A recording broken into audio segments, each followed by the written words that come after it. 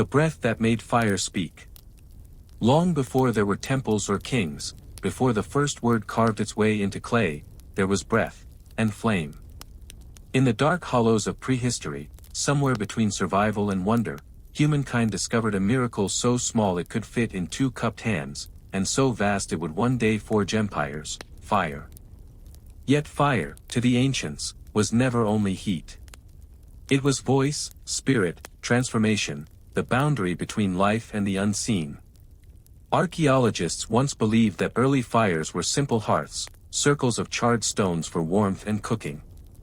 But deep within South African caves like wonderwork, dating back nearly 1,000,000 years, recent soil analysis tells another story. Layers of ash, preserved where wind never reached, reveal that fire wasn't only tamed, it was curated. Bits of bone and grass, arranged in patterns of airflow, suggest that someone learned to make flame speak. The ashes whisper of repeated lighting, feeding, and perhaps, something like ceremony. One mainstream discovery shook that assumption: microresidues of ochre mixed with ash. Ochre, the blood-red pigment of the earth itself, used in burials and art tens of thousands of years later. Scholars still debate whether those early hands were experimenting by accident, or performing an act of devotion, an early ritual that married color, breath, and flame. Was it curiosity, or faith, that led the first human to exhale gently upon the embers and see them glow brighter? Some scientists now propose that these ancient fires were not merely for cooking but for communication. The flicker of flame, in the absolute darkness of cave walls, created shadows that danced like beings. Imagine a group of early humans sitting around their hearth, the light reshaping their faces, the air alive with motion. The fire became the first storyteller, its movements transforming static stone into moving myth. This could be the seed of something extraordinary, the human imagination learning to project life into light. A quirky twist emerged from an experiment conducted in 2019. Researchers recreated primitive hearths in similar caves and discovered that the smoke and heat created strange resonant tones when air flowed through narrow rock gaps. The effect was unintentional, yet haunting, like a low human chant. The cave seemed to breathe. Those who listened described it as a voice from within. Could it be that early humans first mistook the sound of heat itself for the breath of their ancestors? Scholars still debate whether the birth of animism, the belief that all things possess spirit, was sparked by moments like this. If so, then the first priest was not a prophet, but a caretaker of fire. The one who controlled breath, the only force that could both kill and revive the flame. Anthropologists studying hunter-gatherer cultures note how firekeepers often hold social power beyond mere survival. They maintain not just warmth, but continuity. They know when to add wood, how to shield the heart of the blaze from wind, when to let it rest. Fire becomes memory, something that must never die. Over centuries, this relationship deepened into myth. From the Zoroastrian eternal flame to the Greek tale of Prometheus, the motif repeats: fire as a divine bridge between mortals and gods. But its first whisper, its first voice, likely came not from Olympus but from a cavern floor, where breath and ember met in song. That quiet rhythm, inhale, exhale, glow, was the dawn of dialogue with the cosmos. Even now, scientists experimenting with ancient fire pits in controlled darkness have noticed a peculiar psychological effect. The flickering light alters brainwave frequencies, inducing calm focus, almost trance-like. In other words, the first fire may have been not only a technological revolution but a neurological one, the origin of meditation, myth, and meaning. The cave people didn't just discover how to burn wood. They discovered how to turn light into language. Their fire did not just cook, it spoke, softly, through the breath of its keepers. The night the stars burned red. Long before calendars or clocks, the sky was our only measure of time. Every flicker, every wandering star, every sudden flash carved itself into the memory of early humanity. But sometimes, the heavens didn't just shimmer, they screamed. The ancient world preserved, in whispered myth and cave pigment, the memory of a night when the stars themselves seemed to burn red. For millennia, it was told as omen, punishment, or the tears of gods. Now, modern science is uncovering the truth. Those myths may remember the day a firestorm from the heavens changed everything. In Greenland's ice cores, those frozen libraries of Earth's forgotten centuries, scientists found a thin, scarlet layer of microglass and iridium, dating to around 12,800 years ago. It was an age between ice and thaw, when mammoths still roamed and humanity's first cities had yet to rise. Within that layer lies evidence of something cataclysmic, a cosmic impact. The pattern of the debris matches what would happen if a massive comet exploded in the atmosphere. Across continents, the same chemical fingerprint appears, from the Carolinas to Syria. This wasn't local fire. It was sky fire. For years, it was dismissed as fantasy, too dramatic to be true. But the mythmakers had been oddly precise. Ancient stories from multiple continents speak of the Red Night, the burning rain, and the sky that wept blood.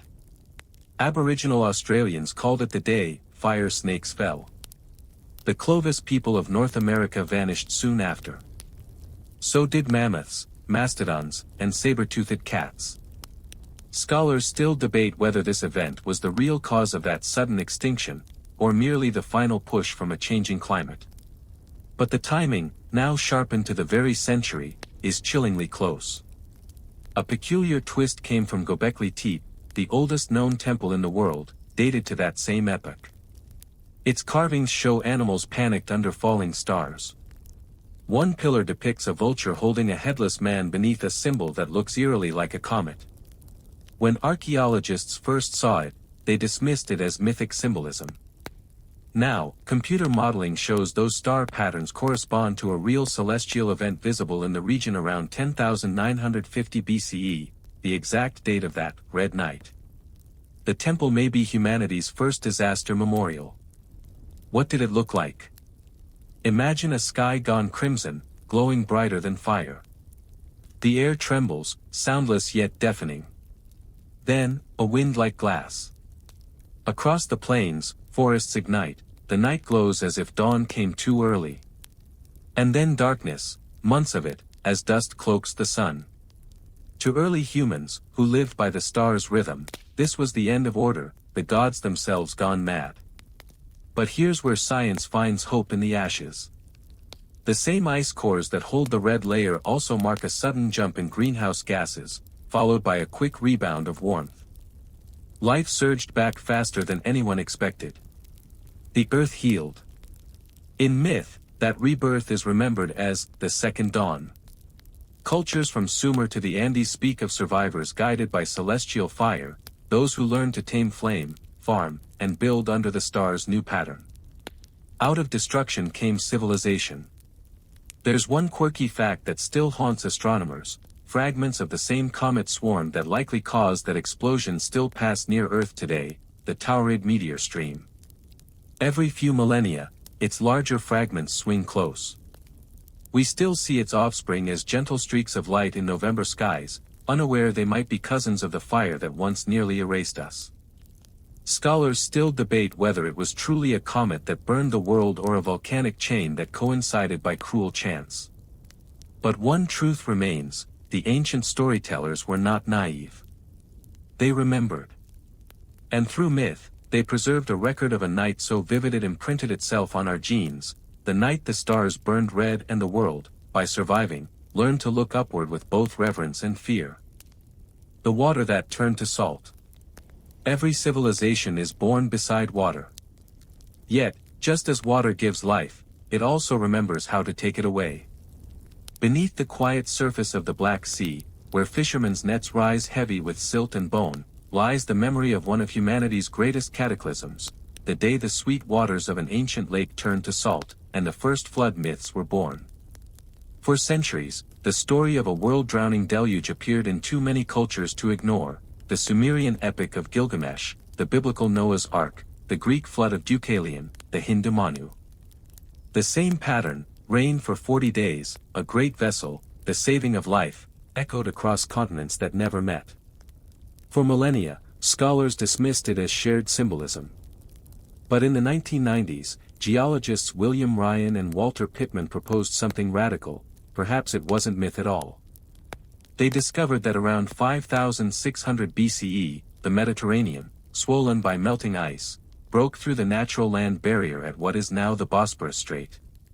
The sea's saltwater roared northward, plunging into a freshwater lake roughly half the size of modern Black Sea. The flood was not slow, it was biblical. Every day, the water rose several feet, drowning villages, forests, and farms. Satellite scans and sonar imaging have since revealed the ghost outlines of riverbeds and settlements deep beneath the modern seafloor. One mainstream fact turned theory into awe.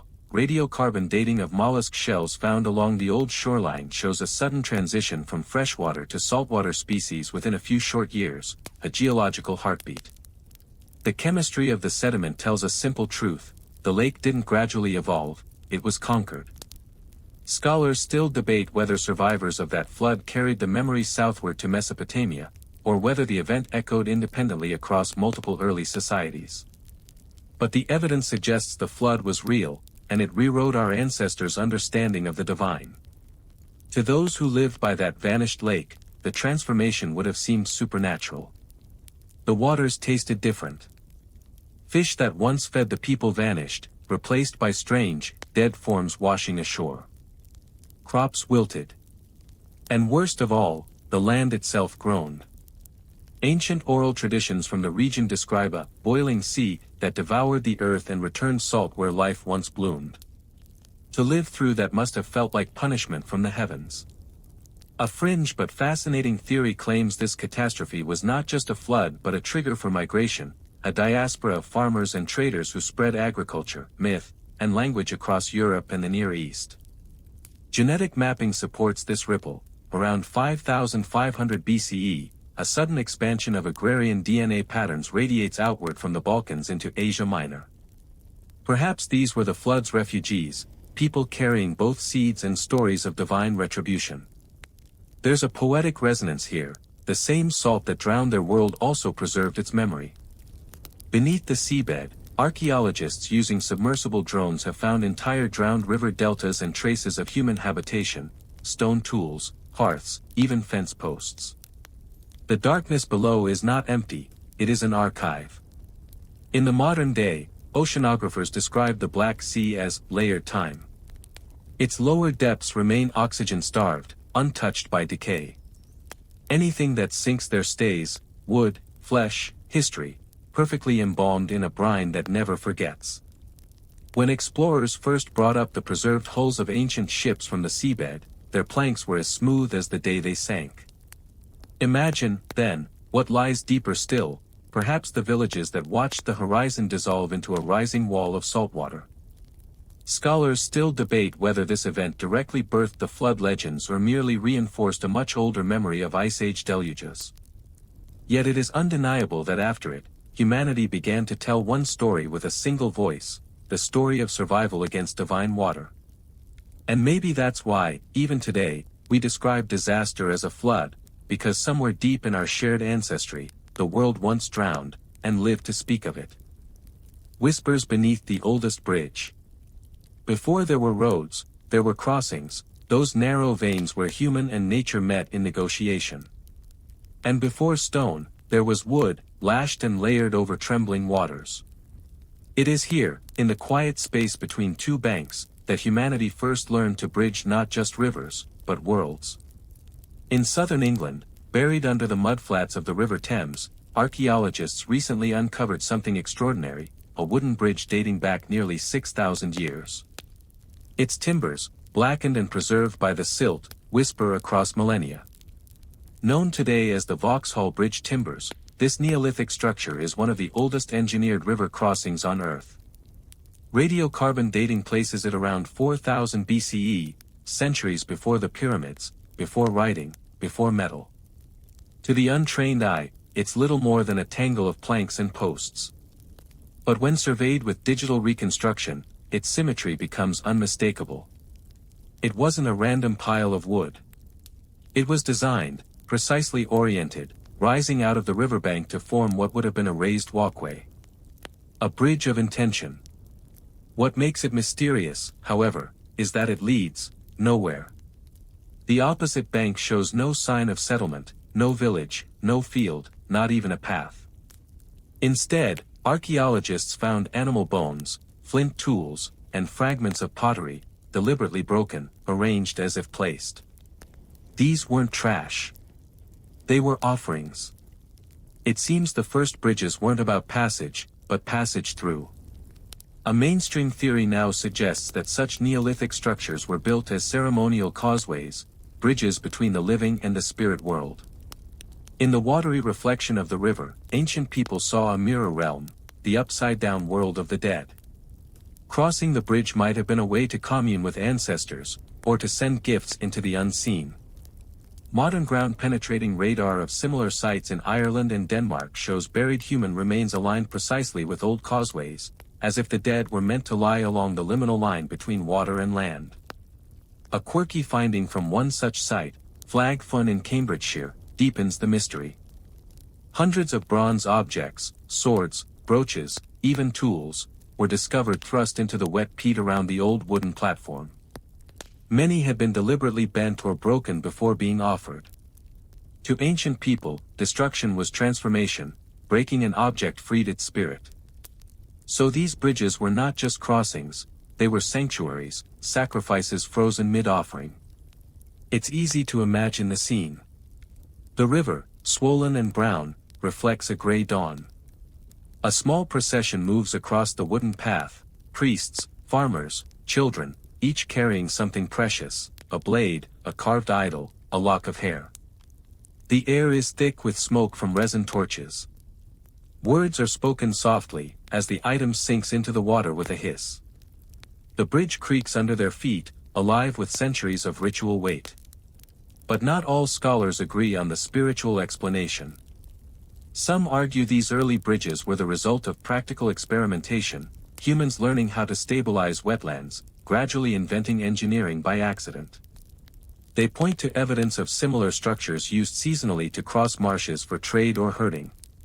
Scholars still debate whether these crossings were holy or humble, one archaeologist remarked, but either way, they were revolutionary.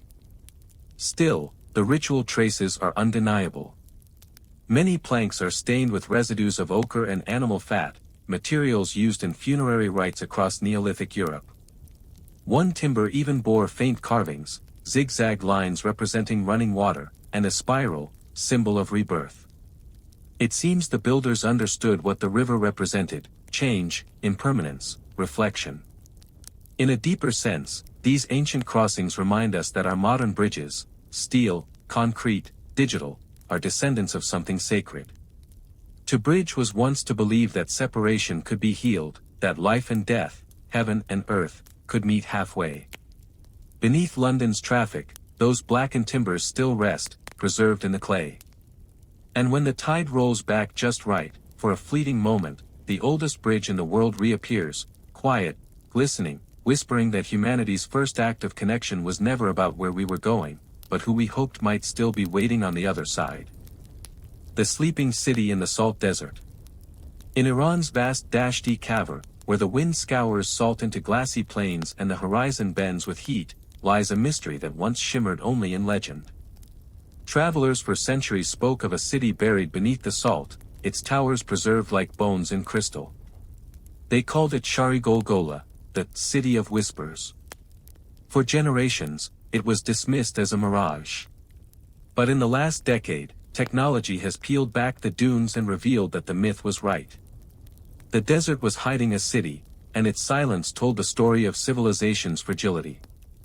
Archaeologists first caught its hint by accident.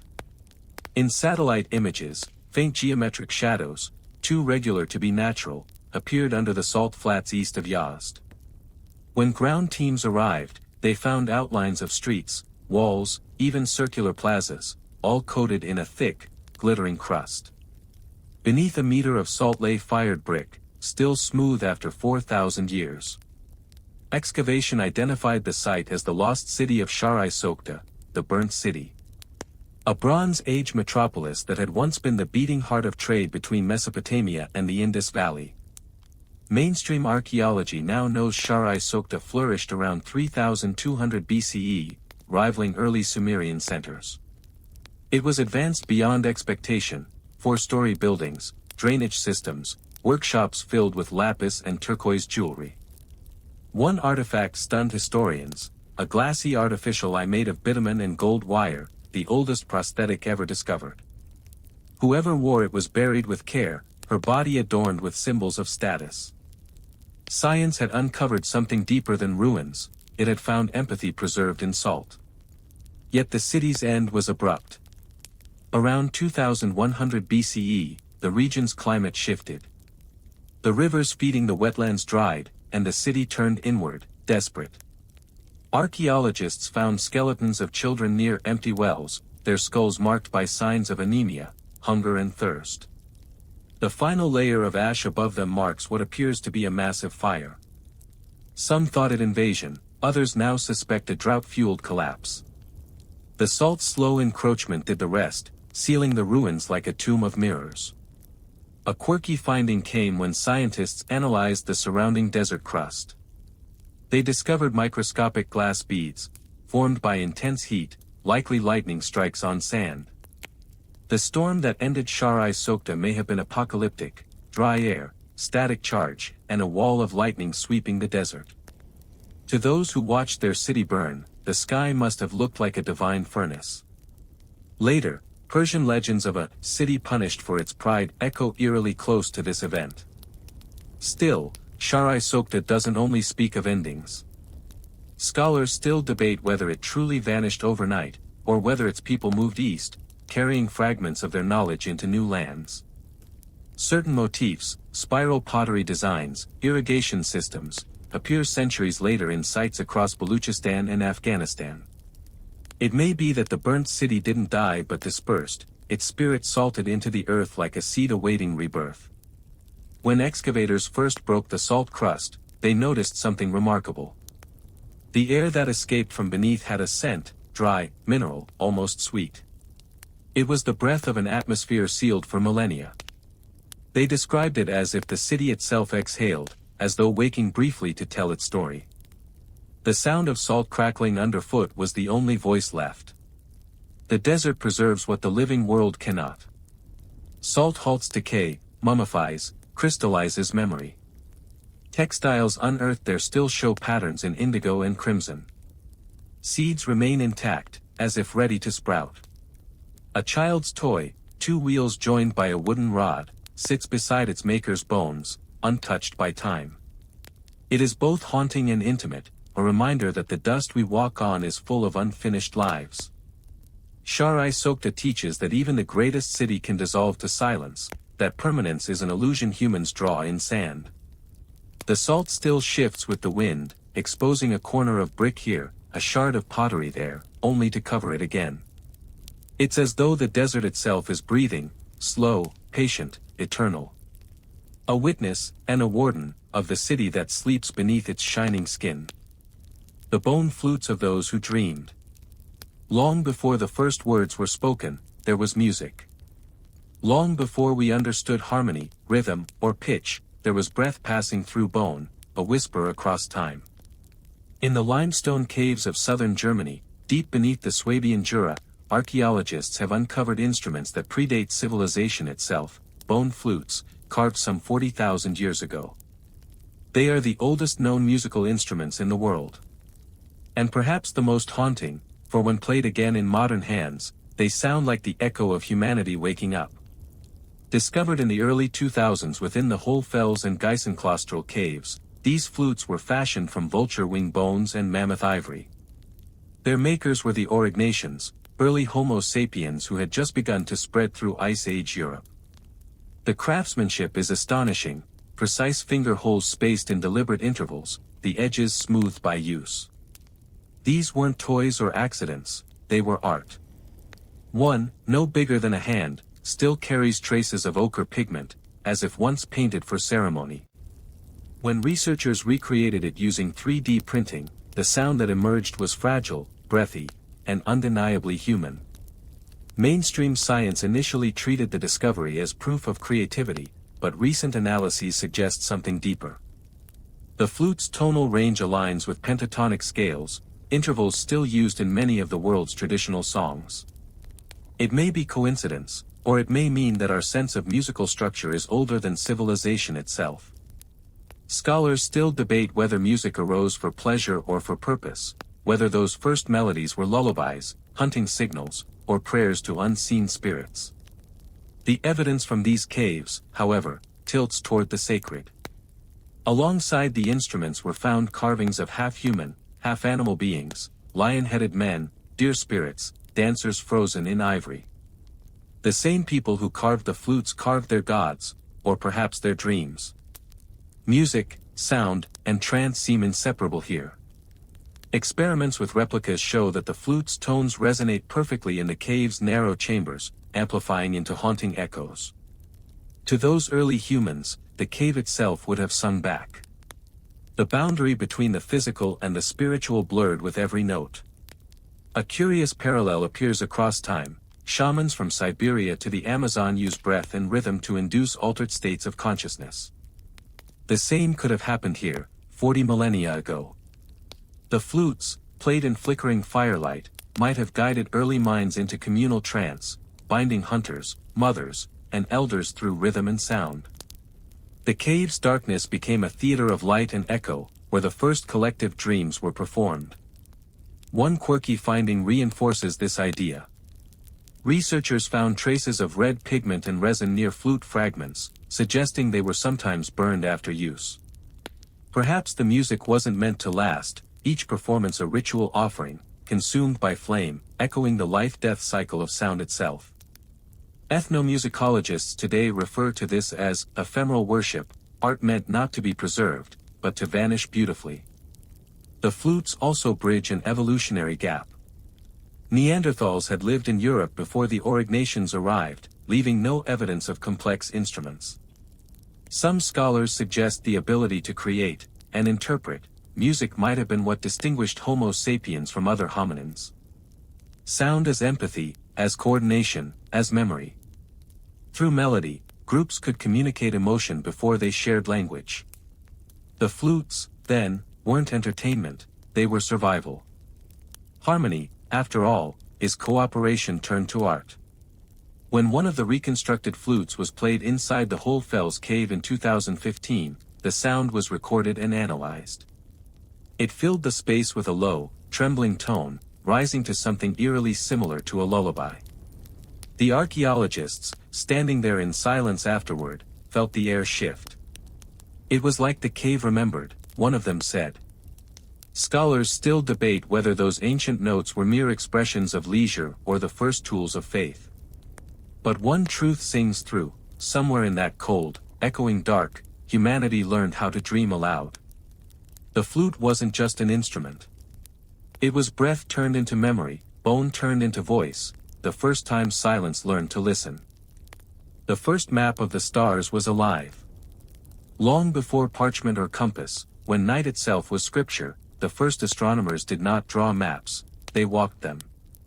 Across high plains and hidden valleys, ancient people traced constellations not in ink, but in hoofprints, migrations, and song. Now, after decades of cross-disciplinary study, archaeologists and astrophysicists are discovering that some of the oldest star maps on Earth were not carved in stone or painted in pigment, they were encoded in the movements of living things. One clue emerged in the Coso Range of California's desert, where rock art panels depict clusters of dots and spirals dating back over 6,000 years. The patterns once seemed decorative, chaotic even, but when mapped against the night sky, they aligned with constellations visible during specific seasons.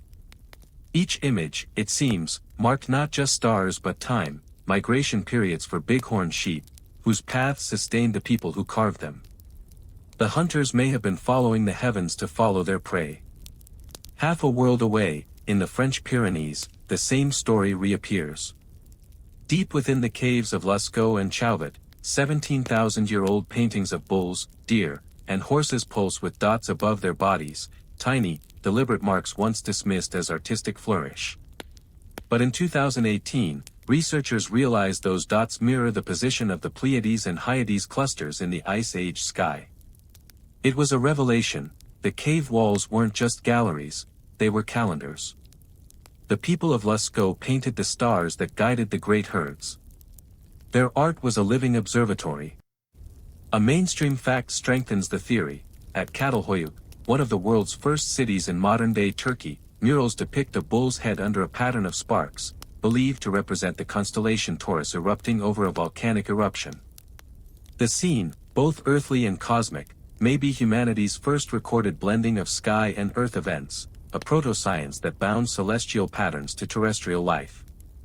But what's fascinating is how the system worked. These ancient maps were not static diagrams, they were performed. Aboriginal Australians still sing songlines, oral maps that describe the landscape through melody, tied to the stars. Each verse corresponds to a direction, a landmark, a celestial cue. Walk the song, and you walk the map. Linguists and anthropologists now suspect that similar techniques existed in Ice Age Europe and Paleolithic Asia. The earliest star maps, then, were alive, migratory, breathing, carried in rhythm and memory, not carved into permanence. A quirky discovery near Lake Turkana in Kenya adds another layer. Archaeologists found a stone circle aligned precisely to the sunrise and sunset of the solstice, Africa's earliest known observatory, predating Stonehenge by thousands of years. But inside the circle were remains of wild animals and fragments of musical instruments. It was a place of ritual and rhythm, astronomy expressed through ceremony. When the sky changed, they didn't just mark it. They danced it. Scholars still debate whether this blending of the cosmic and the living was intentional science or accidental poetry. Were these ancient people truly charting celestial cycles, or did their survival simply follow patterns that coincidentally aligned with the stars? Yet even that question reveals the deeper truth: humans and the heavens evolved in conversation. The rhythm of stars mirrored the rhythm of breath, heartbeat, migration. The more we uncover, the more we realize that early astronomy was not detached observation, it was participation. The stars weren't out there, they were kin. When a constellation rose, it wasn't just a marker of time, it was an ancestor returning, a reminder that the universe itself was alive. In 2021, scientists recreated a night in southern France using virtual sky maps aligned with Lascaux's artwork. When the chamber's ceiling was illuminated with flickering torchlight, the painted dots seemed to move. The stars of Taurus appeared to shimmer, the Pleiades to dance. In that moment, 17,000 years collapsed into one, a modern researcher watching ancient constellations breathe again.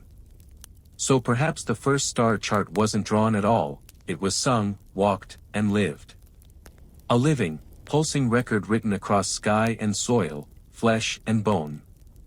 In those nights before history, our ancestors didn't map the heavens for navigation. They mapped them to remember who they were, and to ensure the sky would remember them too. The people who wore the moon. In the chill of Europe's Neolithic twilight, when the nights were long and silver and time was still measured by shadow, a peculiar fashion began to emerge.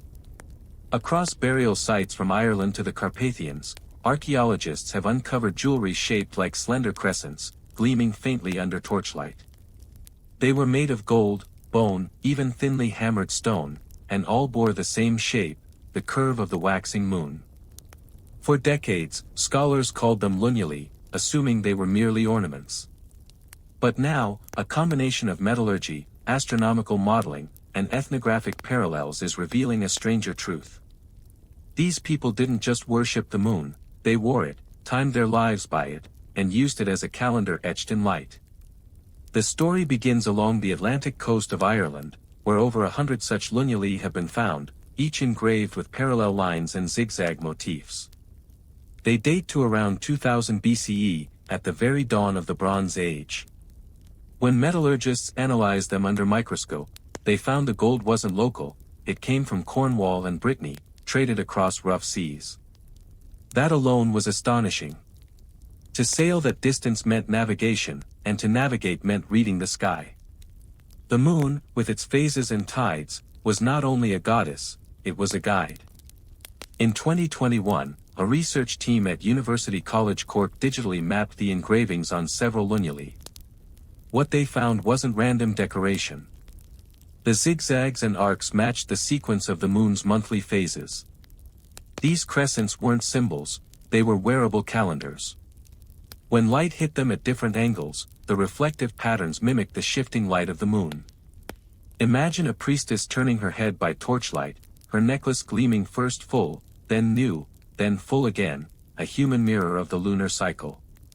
Scholars still debate whether these were purely ritual or practical devices.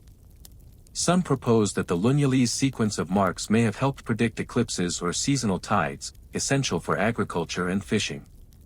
Others think they were badges of office, worn by those responsible for keeping lunar time, perhaps the first astronomers disguised as goldsmiths. What's certain is that these ornaments traveled. Similar crescents have been unearthed as far east as Transylvania and as far south as Iberia. Their designs shift slightly but always return to the same curve, the same pattern of reflected light. The motif was global before the word global existed.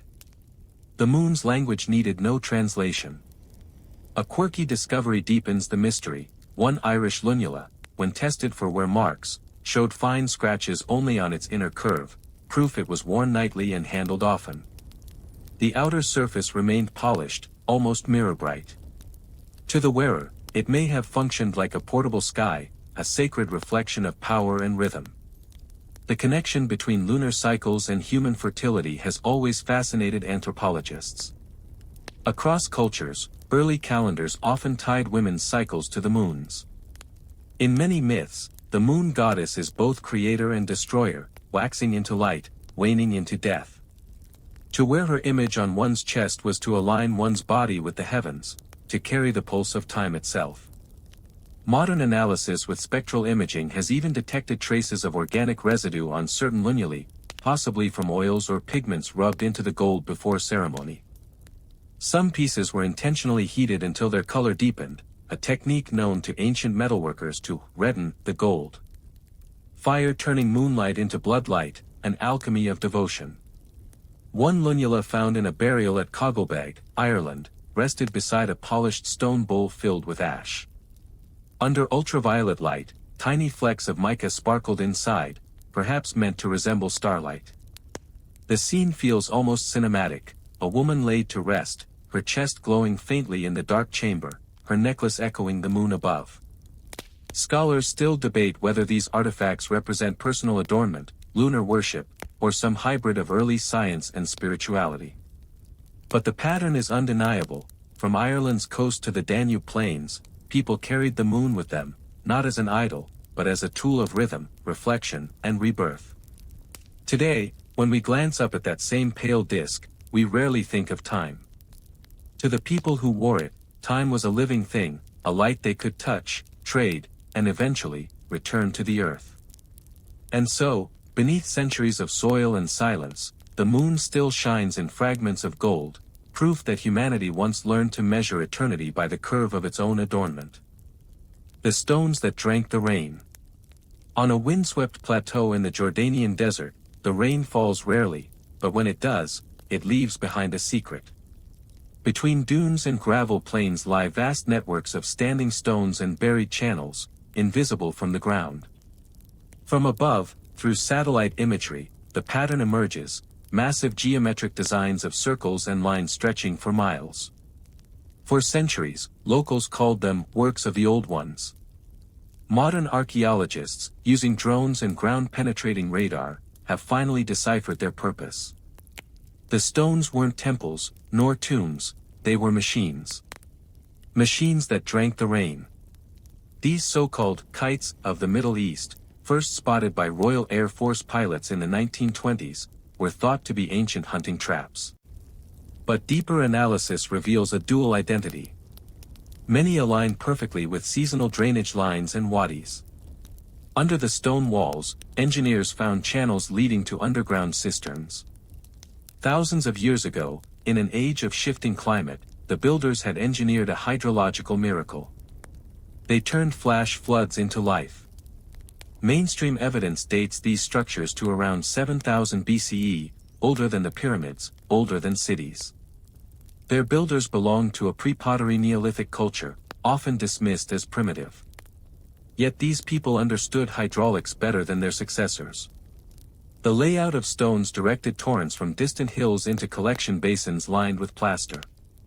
Some cisterns held tens of thousands of liters, enough to sustain herds, gardens, even small communities through the dry months. The desert wasn't barren then. It was cultivated, tamed by geometry and patience. A curious twist lies in the shape of the walls themselves. Many curve inwards toward circular enclosures, almost like petals of a flower. Archaeologists once assumed this was aesthetic. But new computer modeling shows the shape diffuse the velocity of incoming floodwater, preventing erosion, a sophisticated design principle modern engineers use in dam construction. Scholars still debate whether these were intentional or discovered by trial and error, but the precision of replication across hundreds of sites suggests knowledge shared across generations. More intriguing still are the small stone markers found beside certain basins, upright slabs inscribed with spirals and serpentine patterns. When rainwater filled the pools, the carvings would shimmer beneath the surface, giving the illusion of movement. To the ancients, perhaps these weren't mere decorations. They might have symbolized the spirit of the water itself, a deity contained within stone. In later Semitic myth, water was a divine gift, fiercely guarded. These early monuments could be the first physical expression of that belief, that to control water was to commune with gods. A fringe but fascinating theory links these Jordanian waterworks to the later Nabateans of Petra, who famously carved entire cities around channels and cisterns. The similarities in technique suggest continuity, a lineage of engineers who passed down sacred blueprints for surviving the desert's wrath. If true, then the roots of Petra's rose-red walls lie not in grandeur, but in survival, the memory of stones that once drank the rain. One quirky discovery deepened the enigma. At the bottom of a collapsed cistern, researchers found the skeleton of a gazelle, its body arranged deliberately, head facing west. Nearby, traces of burnt incense clung to the plaster. It was not a random death, it was a ritual dedication. They offered the desert its own life back, so the water might flow again. Modern archaeologists recreated a small-scale version of one of these systems, channeling runoff through reconstructed stone corridors. The result stunned them.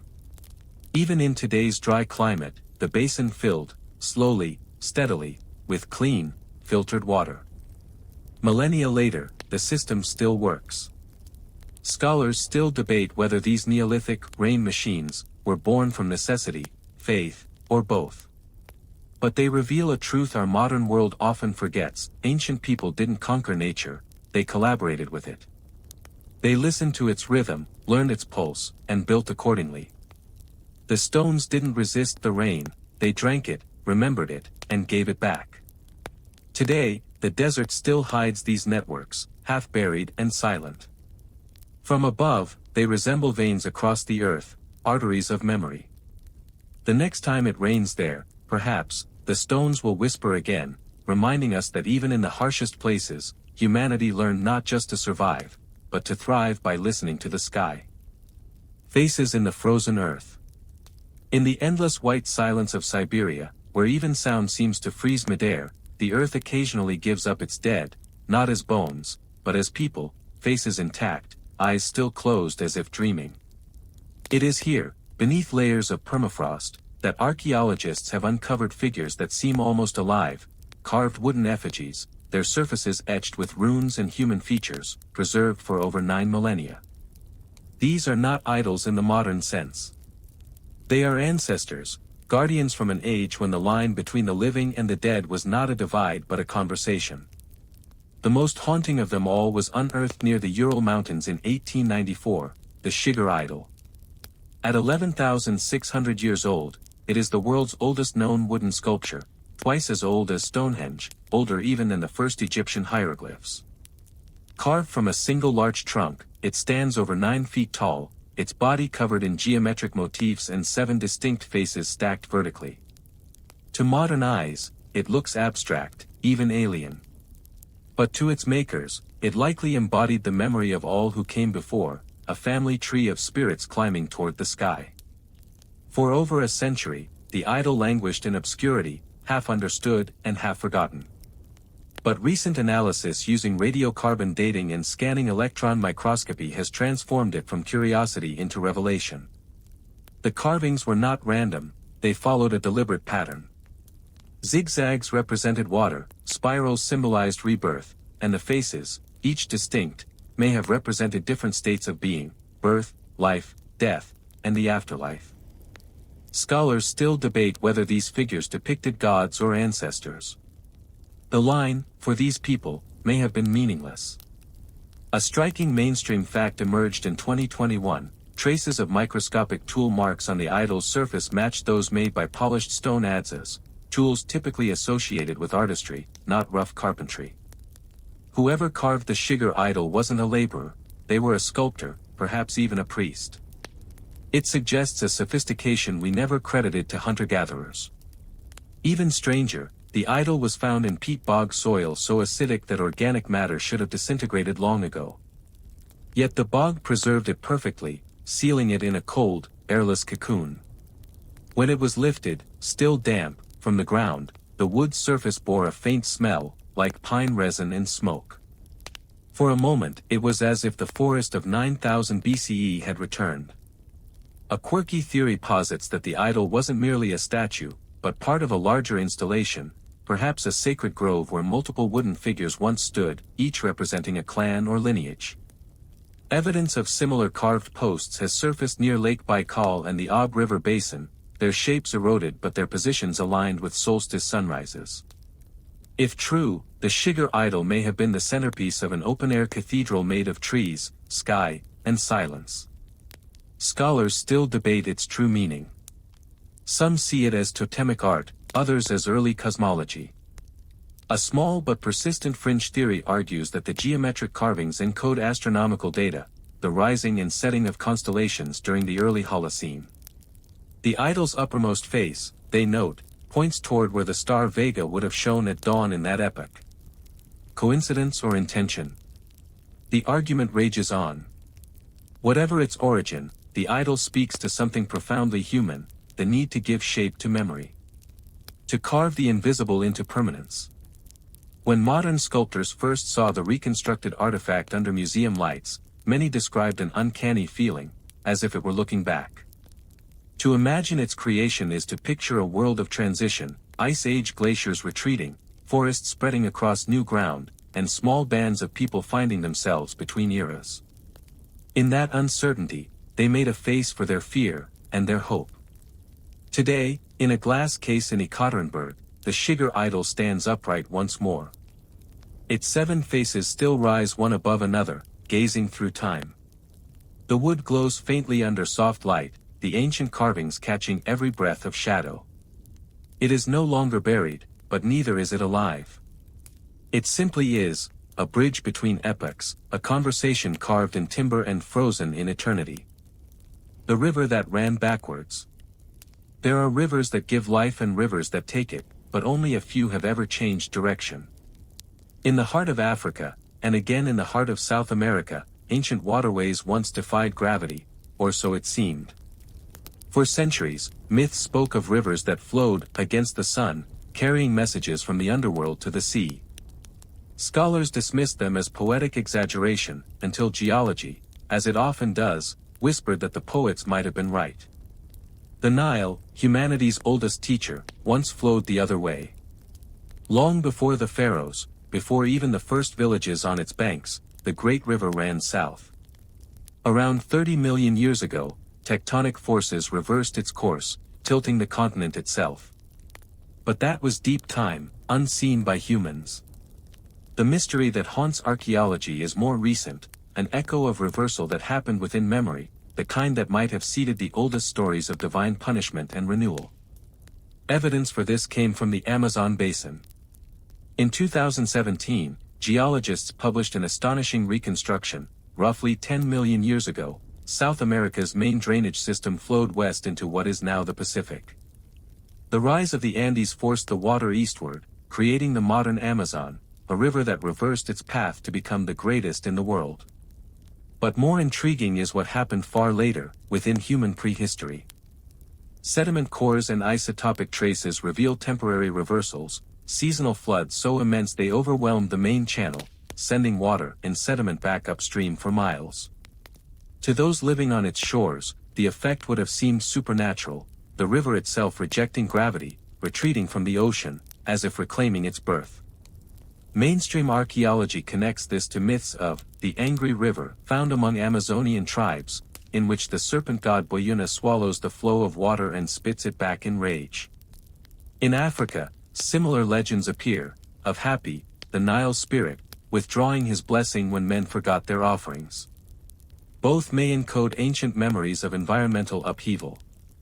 In the Nile Valley, there's physical proof of one such moment, layers of sand and shell found hundreds of miles inland, dated to around 10,000 BCE.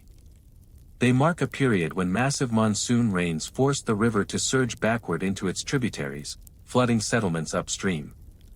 Archaeologists call it the reversed flood. To those early farmers, the Nile didn't merely flood, it fought. A quirky discovery came from a burial site near Kamombo. A small clay tablet, no larger than a hand, bore an engraving of waves moving in opposite directions, with a human figure standing between them. Some scholars see it as symbolic, life between chaos and order, but others suggest it's literal, a record of the river's impossible behavior. When the Nile defied its own flow, it must have felt like the gods themselves were undecided. Scholars still debate whether humans could have witnessed such a reversal or whether they inherited the myth through the distortion of time. Yet hydrologists confirm the phenomenon persists even today. During exceptional floods, certain bends of great rivers, like the Mississippi or the Amazon, can temporarily reverse. Nature, it seems, remembers its flexibility. But perhaps the most striking legacy of these reversals lies not in geology, but in belief. The image of water flowing backward recurs across religions as metaphor for rebirth. In Mesopotamian rites, to wash against the current symbolized purification, the undoing of sin. In Egyptian ritual, reversing the flow of water during libations was a way of speaking to the gods in their own direction. The physical and the spiritual mirrored each other. When the earth tilts, when gravity itself seems to fail, we look for meaning. And ancient peoples, more intimate with the moods of their rivers than we can imagine, found it easily. To them, reversal was not disaster, it was dialogue. The river was alive, correcting imbalance, speaking in floods and droughts. Today, as satellites watch the world's waterways shift once more under climate change, the lesson endures. The rivers, like history, never truly run backward, but they remember the paths they once took.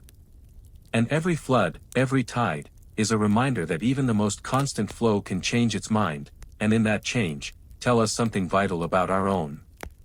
The desert that once held thunder. Deserts, we imagine, are places without memory, endless plains of silence and heat. But in the world's most ancient sands, the earth remembers violence. Beneath the dunes of the Sahara and the Atacama, scientists have found evidence that these barren lands once glowed like molten glass. Vast patches of fused sand, some stretching for kilometers, mark where thunder fell to earth. For centuries, travelers mistook the strange glass for the residue of divine fire or weapons of the gods. Now, science tells us that, in a way, they were right. The story begins in the Great Sand Sea of western Egypt, near the Libyan border. There, scattered among the dunes, lie fragments of translucent yellow-green glass. Local Bedouin called it the stone of the sun. It gleams like frozen lightning, light as quartz, sharp as truth. For millennia, no one knew how it formed. The ancient Egyptians prized it. One piece was carved into a scarab set in the necklace found upon the mummy of Tutankhamun. To them, it was celestial, a gift from the sky. Modern geologists spent decades arguing over its origin. Was it volcanic? Was it the product of a lightning storm or perhaps a meteor? Then, in the 1990s, isotopic analysis revealed an unmistakable signature: iridium and high-pressure quartz, materials found only in meteor impacts. The stone of the sun was born in an explosion hotter than any volcano, brighter than 1,000 suns, when a comet or meteorite detonated in the atmosphere about 29 million years ago. The shockwave flattened the desert, melting its surface into glass.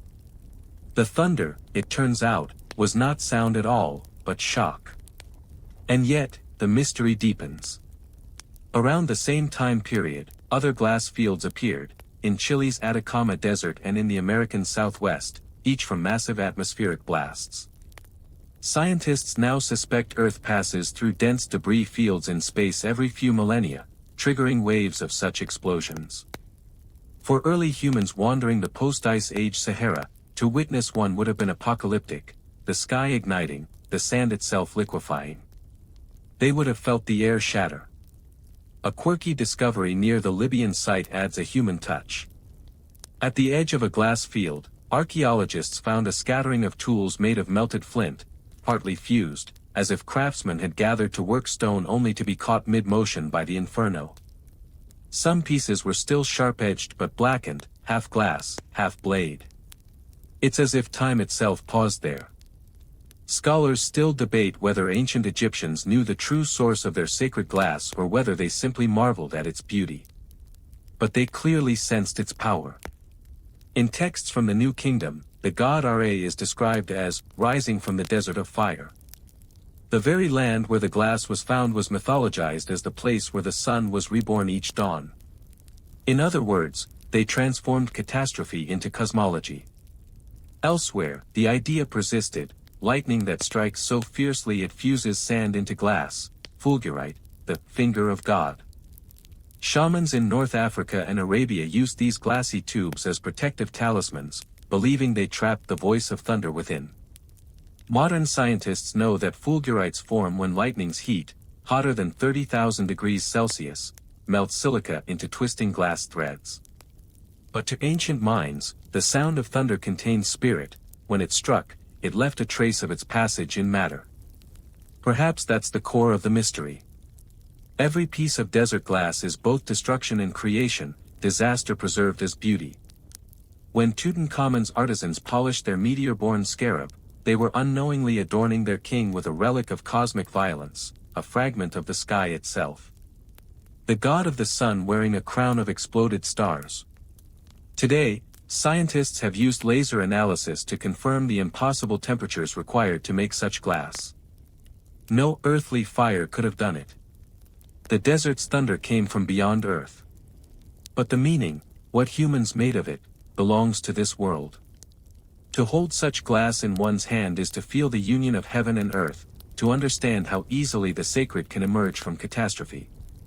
The Sahara, once called empty, still hums beneath its silence. Every shard of glass beneath its dunes is an echo of thunder, a frozen storm, a memory of the day the sky came down to touch the earth. The masked ones of the copper north. Far beyond the Arctic Circle, where the sun vanishes for half the year and silence weighs like iron, the frozen tundra guards one of archaeology's strangest mysteries, the masked dead of the copper north.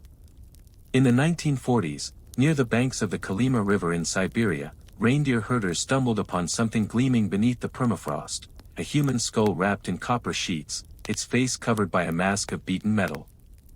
Around it lay the remains of others, similarly encased, their bodies armored in bronze jewelry, plates, and ornaments. They belonged to a people unknown, a culture that predated writing and empire, who transformed the Arctic into a theater of ritual and metallurgy. For decades, the discovery was dismissed as anomaly. How could such advanced metalwork exist in a place so remote, so hostile, over 3,000 years ago? But as excavations continued across northern Russia and Finland, more masked burials appeared. The pattern became undeniable. A network of ancient copper artisans had once spanned the tundra.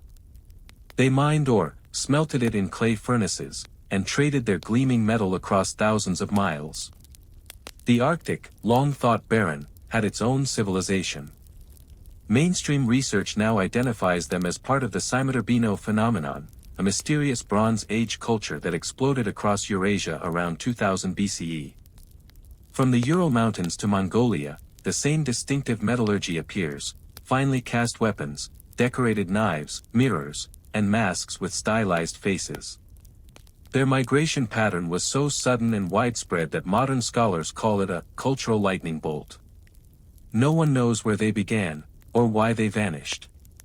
At the burial sites along the Kolyma and Amulan rivers, archaeologists found the dead lying in crouched positions, their faces pressed toward the rising sun.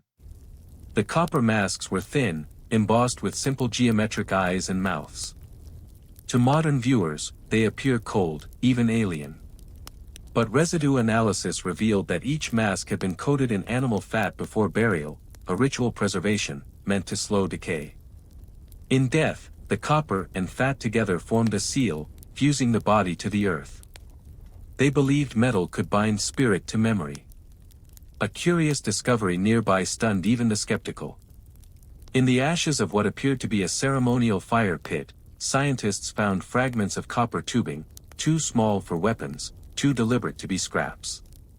When reconstructed, the tubes formed a simple air conduit. Could this have been part of an early bellows, or something stranger? Experimental archaeologists have suggested it might have been used to produce sound, perhaps a flute-like hum, during funerary rites. If so, the masked ones may have sung to their dead with the voices of metal. Scholars still debate whether the Scimitar-Bino migrations were caused by climate change, conflict, or religious vision. One theory proposes that these copper workers followed ore veins as if on pilgrimage, believing the metal was alive, a divine thread beneath the skin of the earth. When they exhausted a mine, they buried their tools as offerings and moved on. The tundra, in this view, was both temple and tomb. A quirky but telling fact comes from isotope analysis of copper artifacts. The same chemical signature appears in artifacts found thousands of miles apart, from Lake Baikal to the Baltic coast. This suggests not isolated tribes, but a trade network stretching across half a continent, carried on foot, by sled, and by faith. The north, it seems, was once a highway of shining metal. In modern eyes, the image of masked Arctic wanderers seems ghostly, almost science fiction. But to their descendants among Siberian reindeer herders and Finno-Ugric peoples, echoes of that old copper cult survive. In certain winter rituals, hunters still leave thin metal coins in the snow before traveling, payment to the spirits of the frozen ground. Scholars still debate what those ancient masks truly meant. Were they armor for the soul? Were they intended to hide the dead from demons, or to reveal their divinity? The mystery endures in every corroded curve of copper. Today, in museums from Yakutsk to Helsinki, the masks stare from behind glass, expressionless, eternal. Under the lights, their green patina flickers like northern aurora, as if remembering the long night where they once glowed beside fire and song. The Arctic may seem silent, but beneath its ice sleeps a civilization that once gave metal a face, and believed that through it, humanity could outshine the darkness itself. The temple carved from a single dawn. In the heart of India's Deccan Plateau stands a monument so improbable that even modern engineers pause in disbelief. Hewn from solid basalt, descending deep into the earth rather than rising above it, the Kailasa temple at Ellora is not built, it is freed. Carved from a single mountain with nothing but hammer and chisel more than 12 centuries ago, it remains one of humanity's most audacious acts of devotion. But only recently have archaeologists, geologists, and archaeoastronomers begun to realize that its mystery is not only how it was made, but why. Its entire form may have been dictated by light. The temple is dedicated to Lord Shiva, the destroyer and renewer in the Hindu Trinity. Local lore says it was built overnight by divine command. Scholars know it took decades, perhaps a century, to complete, beginning under King Krishna I in the 8th century CE. But the scale is breathtaking, a freestanding multi-story structure carved downward through over 200,000 tons of rock. Nothing like it exists anywhere else on Earth. The workers didn't add stone, they subtracted it, a process both creative and destructive, mirroring Shiva himself. Mainstream archaeology can explain the tools, the technique, even the sequence of excavation. What it cannot fully explain is the alignment. When light falls at dawn on certain days of the year, particularly during the equinox, the sun's first rays strike the temple's inner sanctum, illuminating the lingam, the symbol of divine energy. When this phenomenon was first recorded by surveyors, they thought it coincidence. But careful measurement revealed something astonishing. The angle of that illumination precisely matches the azimuth of sunrise on the day of Maha Shivaratri, the festival celebrating the cosmic dance of creation and destruction. In other words, the temple itself is a clock built of shadow and stone. Its staircases, columns, and shrines trace the journey of light from horizon to heart. Every dawn is a ritual reenactment of time's beginning. A quirky discovery supports this solar theory. In 2019, researchers using laser scanning noticed that the temple's upper levels contained shallow troughs and polished surfaces invisible from below. These would have caught and reflected light downwards, guiding it deeper into the inner chamber, a primitive but deliberate system of illumination. The builders, working with no written plans, seem to have used sunlight as both blueprint and blessing. Scholars still debate how such precision was achieved without modern instruments. Some credit astronomical observation, others suggest acoustic mapping of echoes from chiseling to gauge symmetry. But perhaps the answer lies in philosophy as much as engineering. In Hindu cosmology, the universe is not built from chaos, it is revealed from it. To carve a temple downward into the mountain was to imitate creation itself, the divine uncovering form within formlessness. Even geologically, the choice of site was inspired. The basalt at Ellora forms horizontal layers of varying hardness. The artisans exploited this, carving through softer stone to leave the harder bands as natural pillars and cornices. Each strike of the chisel was both architectural and spiritual discipline, a literal meditation in stone. The process, recent time-motion studies estimate, would have taken at least 700 years of continuous labor if done linearly. Yet tool marks show overlapping generations, suggesting a communal project that outlived its founders, like a prayer carried forward by lineage. A poetic detail emerged when archaeologists discovered traces of iron oxide and crushed quartz in pigment remnants on the temple's surface. The Kailasa was once painted, red, white, and gold, symbolizing the rising sun, moonlight, and fire. It wasn't meant to be somber, it was a sunrise frozen in stone. Scholars still debate whether the temple was originally conceived as a single structure or grew organically from earlier shrines. But one fact is inarguable, its orientation is no accident. At equinox dawn, light floods the sanctum for precisely 4 minutes, then fades. The moment passes like a breath, here, then gone.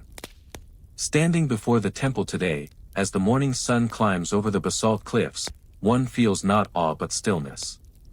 The air glows orange, then gold. Shadows retreat across the carvings, elephants, dancers, gods, until the light finally touches the dark heart of the mountain. The stone breathes. This was no mere monument.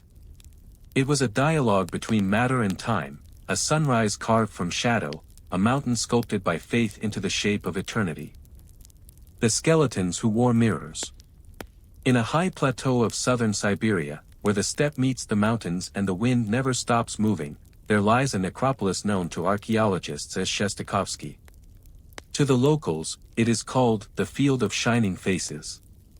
When the snow melts in early summer, the sunlight glints from beneath the soil, not from jewelry or treasure, but from polished discs buried with the dead. They are mirrors, each one placed over the chest, heart, or eyes of a skeleton thousands of years old. The question that haunts researchers isn't why they were buried this way, but what those people thought the mirror showed. The graves date to roughly the 6th century BCE, belonging to the Tagar culture of the ancient Scythian world, a nomadic confederation that spanned Siberia to the Black Sea. The Tagar left few written records, but their burial rites are extraordinary. Some bodies were adorned with bronze and silver mirrors so fine that, even after 2,500 years underground, they can still reflect a human face. Around them lie weapons, horse gear, and ornaments, all pristine. Whoever these people were, they entered death not as victims but as travelers prepared for a journey. Mainstream archaeology interprets these mirrors as ritual objects tied to sun worship. In Scythian cosmology, the soul was thought to travel eastward at death, following the dawn. The mirror may have symbolized the portal of rebirth, a fragment of the sun captured for the road ahead. Yet a more recent study from Novosibirsk University complicates that story. Microscopic residue analysis of the mirrors revealed traces of animal fat, resin, and even pollen, substances used in healing ointments. Some mirrors, it seems, were used in life to focus light during rituals of medicine and divination. Their owners weren't warriors alone, they were healers who bent sunlight to see the unseen. When archaeologists reconstructed one mirror and angled it toward the morning sun, the reflected beam danced across the burial pit. It struck the skull, then the chest, exactly where the mirror had lain. Was this accidental, or did the ancients design the ritual to let light fall one last time upon their dead? Scholars still debate whether this was symbolism or science. A quirky discovery from another Taggart site deepens the intrigue. In a child's grave, a mirror was placed not on the chest, but beneath the head, reflecting upward. When cleaned, its surface bore faint-etched lines, radiating arcs like sunbeams. If intentional, it was not just ornament, it was cosmology rendered in metal. The child was being sent into eternity with the rising sun cradling their dreams. Across Eurasia, similar practices echo. The ancient Chinese buried polished bronze mirrors with their dead to repel evil. The Greeks placed them beside tombs to show the soul its form. And among early Persians, priests used mirrors to capture sunlight during rites of purification.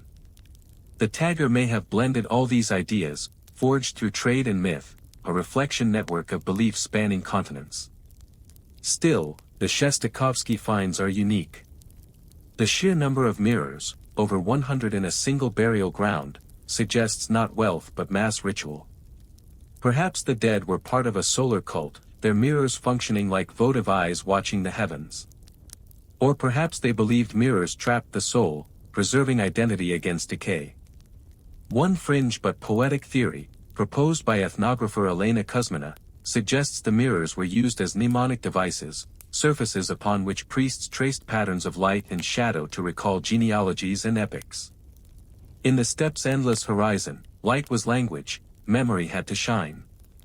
During excavation, one archaeologist reported an unsettling moment. As the setting sun struck a freshly unearthed grave, the mirrors flashed back light so bright it forced him to look away. It was as if they wanted to see us, he wrote in his notes. Scholars still debate whether the Taggart mirrors were spiritual technology or pure symbolism. But in either case, they reveal an ancient intuition, that reflection is a threshold. To gaze into a mirror is to meet the boundary between worlds, the living and the dead, the visible and the hidden. Today, in the Museum of Minnesinsk, those same mirrors rest under glass. Tourists lean close, see their faces ripple across surfaces forged before Rome was founded, before China's Great Wall rose. In those reflections, past and present merge, the viewer and the viewed, locked in a dialogue of light. The skeletons who wore mirrors are gone, but their eyes remain open, still catching the sun. The mountains that remember. There are mountains that rise, and there are mountains that awaken. In the misty reaches of Central Asia and the Himalayas, ancient legends tell of peaks that once walked, breathed, or spoke in thunder. Travelers swore the earth itself moved beneath them, slowly, like a sleeping creature turning in its dreams. For centuries, geologists dismissed these tales as metaphors. But recent discoveries reveal a startling truth: the mountains do move, not only by erosion or quake, but by the rhythm of the planet's living crust. The ancients may have known it long before science found the words. Atop the Pamir Plateau, nicknamed the roof of the world, researchers have mapped a phenomenon unseen elsewhere on Earth, a mountain range literally pulsing. Every few decades, entire valleys rise and fall by meters as subterranean magma chambers inflate and deflate, causing the terrain to breathe. The cycle is invisible from day to day, but over generations, it would have been noticed: rivers shifting course, temples tilting, mountain shadows migrating like ghosts. To those who watched, the range seemed alive, restless, divine. Mainstream geology now confirms that these pulses are driven by the collision of tectonic plates, India's slow northward push into Eurasia. The impact forces rock to crumple upward, creating seismic breaths of expansion and release. It's a colossal heartbeat, one that shapes the roof of Asia itself. Yet what science reads as stress and uplift, ancient people read as prophecy. The mountains that moved were said to remember. Carved inscriptions from early Buddhist stupas in Ladakh and Tibet describe shifting hills that weep stones. Hindu scriptures speak of Parvata, the mountain spirit who stirs when humanity's balance with nature falters. Local shamans even mapped breathing places where the ground periodically rumbled, associating them with omens of fertility or destruction. Scholars still debate whether these legends arose from earthquake memory or from generations of subtle observation, patterns recorded not in ink, but in reverence. A remarkable finding in 2018 bridged myth and mechanics. Satellite data over the Karakoram Range showed that while much of the world's glaciers melt, those here remain stable or even grow. Scientists call it the Karakoram anomaly. Yet local folklore has long claimed that these mountains heal their wounds after every quake, snow replenishing what rock had lost. The story, once superstition, may encode ecological truth, shifts in the crust affect wind patterns, which in turn alter snowfall. The mountains do, in their way, restore themselves. A quirky discovery deepens the tale. Near the sacred Mount Kailash, believed by Hindus and Buddhists to be the axis of the world, geophysicists recorded low-frequency vibrations that resonate in harmonic patterns, like the tolling of an immense bell. The frequencies repeat every 26 seconds. To the scientific ear, it's the whisper of magma and fault lines. To believers, it is the mountain chanting its eternal OM. Scholars still debate whether the ancients could have detected such cycles without instruments. But the persistence of similar myths, from the Andes to the Alps, suggests a shared intuition, that the earth itself has memory. In Peru, the Quechua tell of Apis, mountain spirits who sleep until called by human voices. In Japan, Mount Fuji is said to inhale clouds before erupting. Around the world, mountains are not monuments, they are minds, vast and slow. In 2022, archaeologists in northern Pakistan discovered standing stones aligned precisely with fault lines. Each stone bore carvings of spirals and eyes, symbols of vigilance. It appears that 5,000 years ago, humans marked the places where the ground moved most often, ritualizing the motion, giving chaos a name. When you stand in such a landscape, it's easy to understand. The air hums. Rocks crack and settle with deep, resonant sighs. The mountains, indifferent yet intimate, seem to lean closer. These are not silent peaks, they are archives, recording time in strata and song. The ancients may have lacked our seismographs, but they had something we've nearly lost, patience. They watched, they listened, and they remembered. When they said the mountains could move, they weren't wrong. They were describing the slow exhalation of the planet itself, the world remembering its own making. And in that breath, they heard divinity. The valley where time collapsed. High in the Arabian desert, north of Medina, the wind blows through a valley of broken pillars and buried stone circles. The locals call it Wadi al-Haydan, the Valley of the Whales. It's a place where the bones of sea creatures lie half buried in sand, hundreds of miles from the ocean. To those who first discovered them centuries ago, the valley was proof that the world had once turned upside down, that the sea had invaded the land and then fled again. It was an omen. But in truth, it's something stranger still, a place where time itself folded in on itself, compressing millions of years into a single haunting tableau. Mainstream geology tells us that, around 40 million years ago, this region was a shallow sea. It teemed with life, mangroves, coral reefs, and the ancestors of modern whales. These ancient creatures, Basilosaurus and Dorodon, were caught mid-evolution, land mammals fully committed to the water, yet still bearing the vestiges of legs. When the sea receded and the desert took over, their bones fossilized in perfect articulation, preserved as if frozen in mid-swim. Today, they lie exposed beneath the open sky, surrounded by dunes that whisper with wind. For modern archaeologists and paleontologists alike, Wadi al-Haydan is less a dig site than a time portal. Layers of sediment here contain traces from epochs separated by millions of years, compacted together by tectonic upheaval. The result is geological dissonance, a valley where epochs overlap, where marine fossils mingle with evidence of Neolithic hearths and Bronze Age stone rings. Time, in this place, is a spiral, not a line. One mainstream discovery in 2008 startled researchers: human stone tools, cleavers and scrapers, found lodged in the same strata as fossilized whale bones. Not because humans and whales coexisted, but because erosion had collapsed ancient layers, folding eras into one. The people who camped here 5,000 years ago likely found those same bones gleaming under the sun, mistaking them for the skeletons of divine serpents or titanic fish. Inscriptions on nearby rocks depict giant creatures with tails and teeth, pursued by human figures holding spears. These are among the earliest depictions of paleontology, mythology's first attempt to explain fossils. A quirky discovery adds color to the scene. Among the whale bones, paleontologists found the remains of mangrove roots, still standing upright, their bark mineralized into stone. It suggests that when the sea finally withdrew, forests grew atop the ancient seabed, creating a dreamlike landscape of trees over whales. Imagine walking through that, trunks emerging from bones, the ground layered with epochs.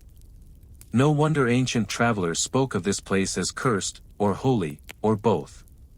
Scholars still debate whether these fossils directly inspired the flood myths that ripple through the ancient Near East. Some claim early Bedouin storytellers brought tales of giants drowned in the desert to Mesopotamia, where they transformed into the story of the deluge. Others see coincidence. But the connection feels intuitive, an ocean's memory transcribed in stone, retold in story. In 2016, digital mapping of the site revealed something even more astonishing. The whale's skeletons, hundreds in number, appear oriented roughly in the same direction, northwest to southeast, the path of ancient currents. Their alignment forms a graceful curve, like a celestial arc. Some researchers suspect it might not be mere happenstance. The valley's shape and fossil distribution mirror the spiral of the Milky Way, suggesting that ancient geographers or storytellers may have drawn cosmological meaning from it. The valley was not just a tomb, it was a cosmic diagram. And perhaps that's what time collapse truly means here. Not that hours or ages vanished, but that their boundaries dissolved. The past and present are visible at once, layered like the transparent pages of a vast, ancient book.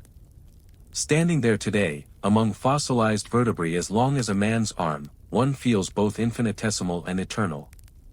The silence is absolute, no water, no birds, only wind. Yet beneath your feet lies the memory of an ocean still murmuring beneath its own sand. Scholars still debate whether places like Wadi al-Haydan are best understood as scientific treasures or sacred relics. Perhaps they are both. The ancients were not wrong to think time could fold, they simply described in myth what geology now reveals in data. The desert, once sea, once forest, once home, has always been alive. And in its stillness, time itself seems to take a breath, exhaling eons in a single gust of wind. The children buried with stars on their eyes. In the cold reaches of the Andes, nearly 4 miles above sea level, where the air thins and the clouds burn gold at sunset, archaeologists have unearthed graves that shimmer. They are the resting places of children, perfectly preserved by the mountain's eternal frost, laid to sleep 500 years ago, their eyes dusted with what appears to be powdered light. For centuries, local Quechua and Aymara legends spoke of the chosen ones, children sent to join the gods in the sky. Science now tells us that these tales were not superstition, but something more profound, a fusion of faith, astronomy, and ritual precision that sought to unite the earth and the cosmos through sacrifice. The most famous of these discoveries came from Mount Uyayaca on the border of Chile and Argentina. In 1999, explorers found 3 mummies, 2 girls and a boy, sealed inside a stone tomb near the summit. Their faces were serene, their clothes vibrant, their hair still braided. One girl's headdress glinted with tiny fragments that, under modern microscopy, revealed an astonishing detail: microscopic particles of metallic minerals, magnetite, hematite, and silicates, that could only have come from crushed meteorite dust. The Incas, it seemed, had literally adorned their chosen with stardust. Mainstream archaeology interprets these burials as part of the Capicocha ceremony, a high-altitude offering to the gods of weather and fertility. The children were selected for their purity and beauty, then taken on pilgrimages lasting months, crossing vast stretches of empire to reach the sacred mountains. There, they were given coca leaves and chicha, a fermented corn drink, to lull them into deep sleep before being buried alive. The ritual was not seen as death, but transformation, returning human life to the heavens in exchange for balance on earth. Yet the discovery of meteorite dust complicates the story. It suggests that Inca priests viewed these children not just as offerings, but as living conduits, links between the terrestrial and celestial realms. Recent isotope studies show that the dust came from a specific iron-rich meteorite that likely fell near Cusco decades before. The shards were traded like relics, mixed with pigments and oils, then gently pressed onto the skin. The effect, when light hit it, was ethereal. The children's faces would have glowed as if lit from within, their eyes catching the sun and returning it to the sky. A quirky detail emerged during analysis of the burial garments. Tiny embroidered patterns near the collars matched star constellations visible only in the southern hemisphere, the llama, the fox, and the river, celestial symbols central to Inca cosmology. The priests were dressing their sacrifices in the literal map of the heavens. These were not mere victims, they were living stars, wrapped in constellations. Scholars still debate whether the practice was primarily religious, political, or astronomical. Some argue that each child embodied a different celestial force, chosen to represent balance between the sun, moon, and stars.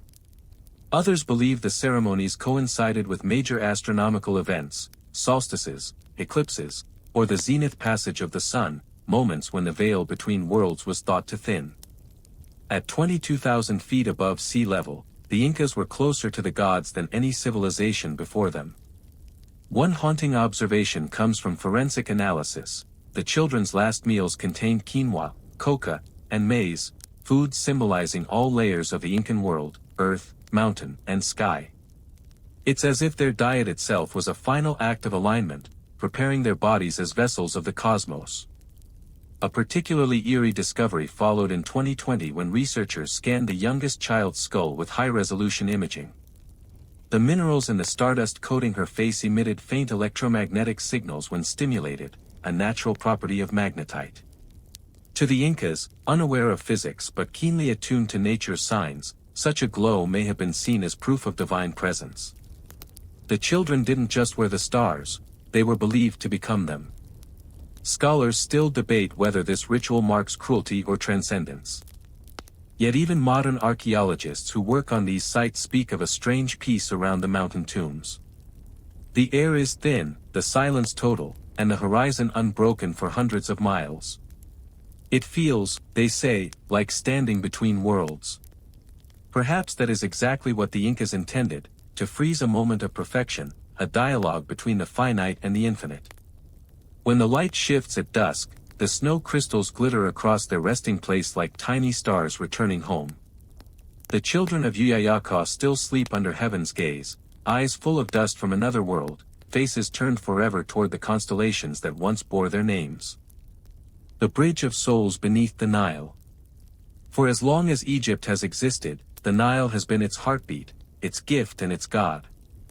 But deep beneath its surface, hidden under layers of silt and time, archaeologists have discovered that the ancient Egyptians may have used the river not just as a source of life, but as a literal bridge to the afterlife. Beneath the calm blue current, there are tunnels, kilometers of carved stone passageways that stretch beneath the banks of Luxor and Abydos. These weren't canals or irrigation shafts. They were processional routes for the dead, meant to guide the souls of kings and priests from the realm of sunlight to the underworld below. The first hints of this subterranean Nile came in 2018, when a team scanning near the Temple of Seti detected an anomaly, an echo that shouldn't have existed. Beneath the temple's foundations, nearly 30 meters underground, lay a long, arched corridor hewn from bedrock. It followed the same curve as the river above, mirroring its path. Within its walls were faint carvings, boats, oars, stars, and spirals. At its end, a sealed chamber glimmered faintly with residue of gold leaf. It was a secret world, a reflection of the one above. Mainstream Egyptology connects this discovery to the Osirian, an enigmatic underground structure first uncovered near Abydos in the early 20th century. Built of massive granite blocks and filled with water year-round, the Osirian was long considered a symbolic tomb of Osiris, the god of death and resurrection. But new geophysical surveys show it isn't an isolated monument. It connects, through a now-collapsed tunnel, to a network extending toward the Nile's edge. The alignment is perfect. The entrance corresponds to the position of the sun during the winter solstice, when the solar disk dipped lowest in the sky, when the sun god Ra, like the pharaoh's souls, was believed to travel through the underworld. To the Egyptians, death was not an ending but a journey by boat, a voyage through a dark, watery world beneath the earth, called Duat. The murals on tomb walls, long dismissed as metaphor, might have been architectural blueprints. The tunnels were the real Duat, a river of stone designed to imitate the flow of the Nile in the world of the dead. A quirky discovery supports this view. In one submerged chamber near Luxor, divers found tiny clay models of boats, each with oars broken intentionally before burial. These votive boats mirror those found in surface tombs, but their placement below ground suggests something extraordinary, offering scent on a literal underworld voyage. One inscription reads, "May this vessel follow the sun beneath the river." Scholars still debate the full function of these hidden waterways. Were they ritual passages used only by priests, or part of a larger funerary complex meant to embody rebirth? One theory suggests that during certain ceremonies, water from the Nile was channeled into these tunnels to symbolically flood the underworld, reanimating the deceased with the breath of the living river. When the flood receded, it left behind the promise of renewal, just as the Nile's real inundation renewed the land each year. In 2021, new imaging technology revealed another clue: the presence of faint pigments on the walls of the Osirian Central Hall. Under UV light, scenes emerged, boats carrying human figures beneath arching stars. One figure, crowned with a solar disk, holds an ankh in one hand and a rope in the other. The rope connects to a stylized wave, perhaps symbolizing the link between upper and lower worlds. To the ancient priests, every drop of the Nile was a thread between life and eternity. A poetic parallel appears in the Book of Gates, one of Egypt's funerary texts. It describes 12 gates of the underworld, each separated by a lake or river that the soul must cross aboard Ra's solar bark. The language mirrors the physical geography beneath Abydos. Could these texts have been literal maps? One modern archaeologist, after descending into a partially flooded passageway near the Osirian, described an eerie moment: "When my torch flickered out, the air glowed faintly blue. I realized it was the reflection of my light rippling off the water, moving across the carvings of the sun boat. It felt alive." Scholars still debate whether the Bridge of Souls beneath the Nile was ever completed or remained symbolic. But one truth endures: the Egyptians built not only to touch the sky, but to sail beneath the earth. The pyramids reached upward, but the tunnels of Abydos reached inward, carrying humanity's oldest hope, that life might flow endlessly, like the river that binds heaven and underworld. And even now, under the Nile's slow current, the darkness hums with water, the sound of eternity still moving, unseen, toward the light. The serpent who was a river.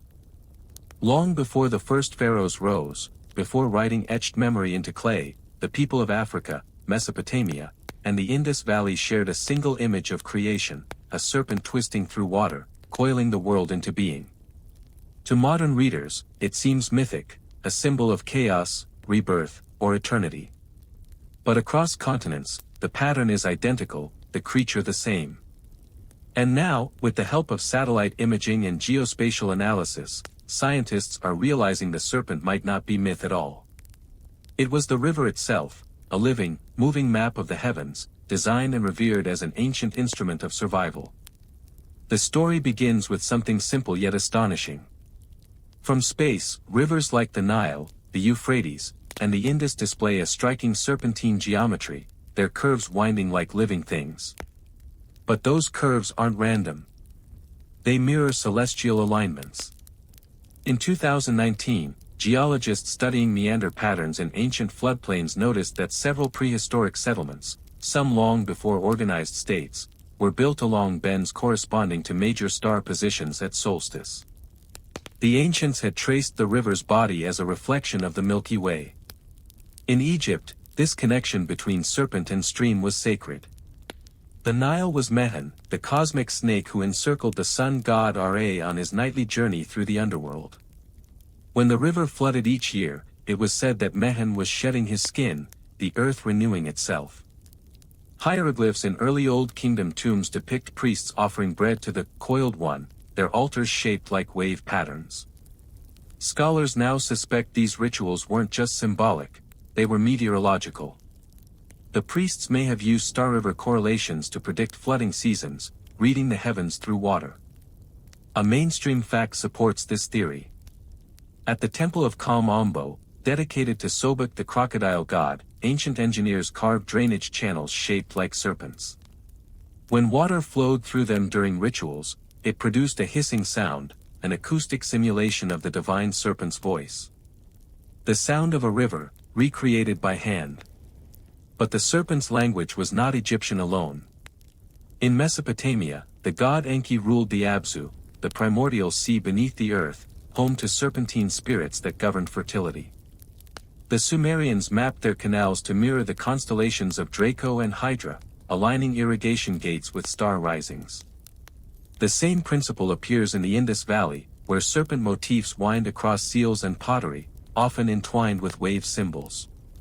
The cities of Harappa and Mohenjo-Daro were laid out in grid patterns that subtly follow the Indus's shifting currents. These weren't coincidences, they were blueprints of harmony, where human geometry echoed celestial and aquatic rhythm alike. A quirky discovery from Rajasthan offers tangible proof. Using ground-penetrating radar, archaeologists uncovered a dry riverbed beneath the Thar Desert, the long-lost Sarasvati River of Vedic legend. When its ancient channel was traced, it formed a perfect serpentine curve that matched descriptions from the Rig Veda, where the river is called She who flows with 7 coils. Along its path, shrines and settlements appeared at regular intervals, nodes in a vast, sacred network, each aligned with sunrise and moonrise points on the horizon. To the Vedic sages, the serpent wasn't a monster, it was the map of life itself. Scholars still debate whether these patterns were intentional astronomy or coincidence amplified by faith. Yet satellite data has revealed deliberate geometry. One site in Sudan, dated to 8000 BCE, contains circular stone markers set along an ancient Nile bend that mirrors the shape of the Draco constellation at the time. The builders might have seen the river as a living reflection of the night sky, a mirror in motion. It's no wonder, then, that serpent deities dominate early cosmologies. In Africa, Damballa was the sky serpent whose body formed rainbows and rivers. In China, the Yellow River was said to be born from the dragon's tail. Everywhere, the story repeats: water and serpent, life and motion, chaos and creation. A particularly haunting interpretation comes from modern environmental anthropology. Some scholars argue the serpent symbol encoded not just myth but memory, an ancient hydrological warning system. As river paths shifted due to tectonic or climatic change, priests preserved the old curves in art and story. The serpent's coils recorded the river's past shapes, guiding future generations to fertile ground. In this sense, the serpent who was a river was the first atlas, a living map of adaptation and reverence. When you stand on the banks of the Nile at dusk, the reflection of the Milky Way shimmers across its surface. The river and the sky form a single continuous serpent, one flowing in water, one in stars. The ancients didn't invent that symmetry, they noticed it. And in naming it divine, they preserved the first scientific truth, that earth and heaven, river and cosmos, move together in one endless current. Scholars still debate whether humanity learned astronomy by looking upward or downward. But perhaps it was both. For every star above, there is a river below, a mirror of eternity winding its way through the living world. The echoes in the marble hall. In the sun-washed ruins of ancient Greece, it's easy to forget that temples were never meant to be silent. The Parthenon, the sanctuary at Delphi, the amphitheaters carved into the living rock, these were not static monuments. They were instruments. And now, through the marriage of archaeology and acoustics, scientists are uncovering a hidden layer of ancient architecture, a world built to sing. It began with a whisper. In 2017, a team of sound engineers entered the Tholos of Epidaurus, a circular marble temple once dedicated to Asclepius, god of healing. When they clapped, the air itself shimmered. The sound didn't echo, it folded. Notes repeated in perfect rhythm, as if invisible voices answered from the walls. The dome, they discovered, had been designed to resonate at a frequency corresponding to the human heartbeat, around 72 beats per minute. In that space, speech became music, and prayer became vibration. Mainstream archaeology now recognizes that Greek architects were acoustic savants. At the theater of Epidaurus, a whisper from the stage can be heard clearly in the highest seats, 400 feet away. Recent scans show the limestone benches filter low frequencies and amplify higher ones, allowing words to travel like light. But temples were subtler. They amplified emotion, not sound. Their geometry and materials, porous marble, coffered ceilings, hollow chambers beneath floors, were tuned to transform worship into resonance. The ancients called this phenomenon phone, the voice. In Homeric hymns, gods are described as speaking in echo, their words filling the air long after the sound fades. The Greeks believed divine presence was not seen but heard. The temple was a resonator between human breath and celestial harmony. A quirky discovery reinforces this belief. In the ruins of Delphi's Temple of Apollo, archaeologists found shallow ceramic jars, resonance vessels, embedded within the walls. When tested, they produced specific pitches corresponding to musical intervals. The same technique appears in Roman theaters centuries later, described by Vitruvius, who wrote that architects placed bronze vessels to make the voice sound sweeter. Delphi's priests may have used the resonance to heighten trance states during prophecy, the famous Pythia's voice rising, trembling, then echoing back as if the god himself replied. Scholars still debate whether this was intentional design or happy accident, but recent reconstructions using 3D modeling suggest mathematical precision. The Tholos, the Parthenon, even smaller shrines share harmonic ratios identical to those used in Pythagorean music theory. The temples weren't just visually aligned with the cosmos, they were sonically tuned to it. In 2020, acoustic archaeologists recreated the Delphic echo using digital simulations. When a human voice chants a simple phrase inside the model, the sound doesn't fade normally, it spirals. Reflections loop through the marble at decreasing volume, creating the illusion of multiple voices overlapping in harmony. Ancient witnesses describe this effect as daimonion, the divine murmur. It may explain why so many oracles spoke from deep chambers, where the air and sound thickened together. But perhaps the most haunting clue comes from fragments of Greek hymns carved in stone. 1. The hymn to Nickel, the oldest known musical notation, matches the resonant frequency of a temple chamber in Crete. When sung in that space, the final notes align perfectly with the natural reverberation. The building and the melody complete each other, as though the song was written for the room itself. Scholars still debate whether these temples functioned as literal healing centers through vibration. Ancient accounts from Epidaurus claim visitors fell asleep inside and awoke cured, having heard the god's voice in the dark. Modern psychoacoustics shows that sustained resonance at low frequencies can indeed induce trance, calm the nervous system, and trigger endorphin release. The Greeks may have built the first therapeutic sound chambers. One modern experiment proved almost mystical. When researchers played a simple aulos melody inside the reconstructed tholos, the harmonics amplified into an audible pulse. The walls seemed to breathe. It felt, one said, like the building was alive, listening to us. The ancients may not have separated science and religion the way we do. For them, sound was proof of divinity, the invisible made tangible. In a world without microphones or electricity, they harnessed architecture to amplify the soul. And when we walk among those marble ruins today, we call it silence. But perhaps it isn't silence at all, just the last faint vibration of prayers that have been echoing for 2,000 years, waiting for someone to listen again. The birds who spoke to kings. Long before radar or written maps, rulers of the ancient world received messages not from men, but from wings. From Mesopotamia to China, across temples, towers, and palaces, flocks were trained, followed, and listened to. Birds were more than symbols, they were the first couriers of empires, and sometimes, their movements decided the fate of kings. But recent translations and genetic studies are revealing something astonishing. Ancient birdcraft was not superstition, but a complex form of early meteorology and intelligence gathering, a science cloaked in myth. The story begins in the clay archives of Nineveh, where a tablet from 650 BCE lists omens interpreted from bird flight. It describes the Selu, the asking of the birds, a ritual performed by Assyrian diviners. If a raven flew left to right, the omen was good; if it called twice before sunrise, war loomed. Scholars long dismissed this as primitive divination, until linguists noticed something peculiar.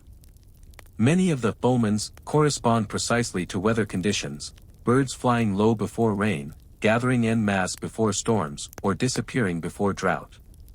The Assyrians, it turns out, were recording atmospheric shifts disguised as divine language. In 2019, researchers at the University of Cambridge compared those omen tablets to modern bird migration data. The correlations were uncanny. Flocks of storks and cranes vanished from Mesopotamia days before major sandstorms.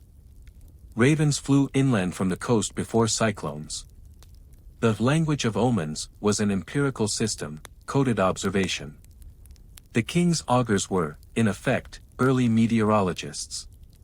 Mainstream texts confirm the political power of such knowledge.